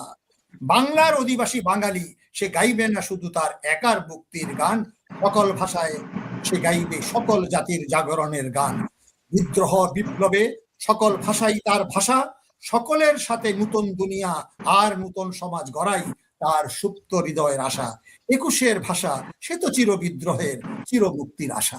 তো এই কথাটা আমি এই জন্য বলছি, এইটা হলো জাতিসংঘে যখন নাকি আন্তর্জাতিক রাষ্ট্রভাষা হলো, এটা আমি ইউনেস্কোতে এটা দান করছিলাম, এটা ইউনেস্কোতে আমি ডিস্ট্রিবিউট করছিলাম, বাংলাদেশের এমবাসি আলোচনা হচ্ছে, এটা খুব আলোচিত কবিতা। তো আজকে আমরা 21-এর যে স্পিরিটটা ছিল সেখান থেকে আমরা সরে গেছি, 71-এর স্পিড থেকে সরে গেছি, 24-এর স্পিড থেকে সরে গেছি, আমরা হাদির অসমাপ্ত কাজ থেকে আমরা সরে গেছি। আবু সাইদ যে বুক পেতে দিল, যে বুকের ভিতরে অনেক ঝড়, বুক পেতে গুলি কর। তো আমার এই কথা হলো যে আন্দোলন চলবে যতক্ষণ পর্যন্ত অসমাপ্ত জাতীয় গণতান্ত্রিক বিপ্লব সম্পন্ন না হবে। জাতীয় ঐক্য আমাদের করতেই হবে, ক্ষমতায় যেই থাকুক না কেন। যদি তারেক জিয়া মনে করে যে স্বাধীনতার সর্বমত্র ব্যাপারে জনগণের সহায়তা চায় আমাদের সাথে, আমরা অবশ্যই সহযোগিতা করবো। ধন্যবাদ। নাসির ভাই, আপনার কাছ থেকে আমরা কনক্লুশন শুনবো প্লিজ। ধন্যবাদ। আমি আমার একই কথা, সরকার বা সরকারে যারা আছে হাসিনা পতনের কারণে, এবং সেটা সম্ভব হয়েছিল জুলাই আন্দোলনের পরিপ্রেক্ষিতে। সুতরাং জুলাই আন্দোলনকে যদি এই সরকার ধারণ না করে, তাহলে সরকারেও সফল হওয়ার সম্ভাবনা খুব কম।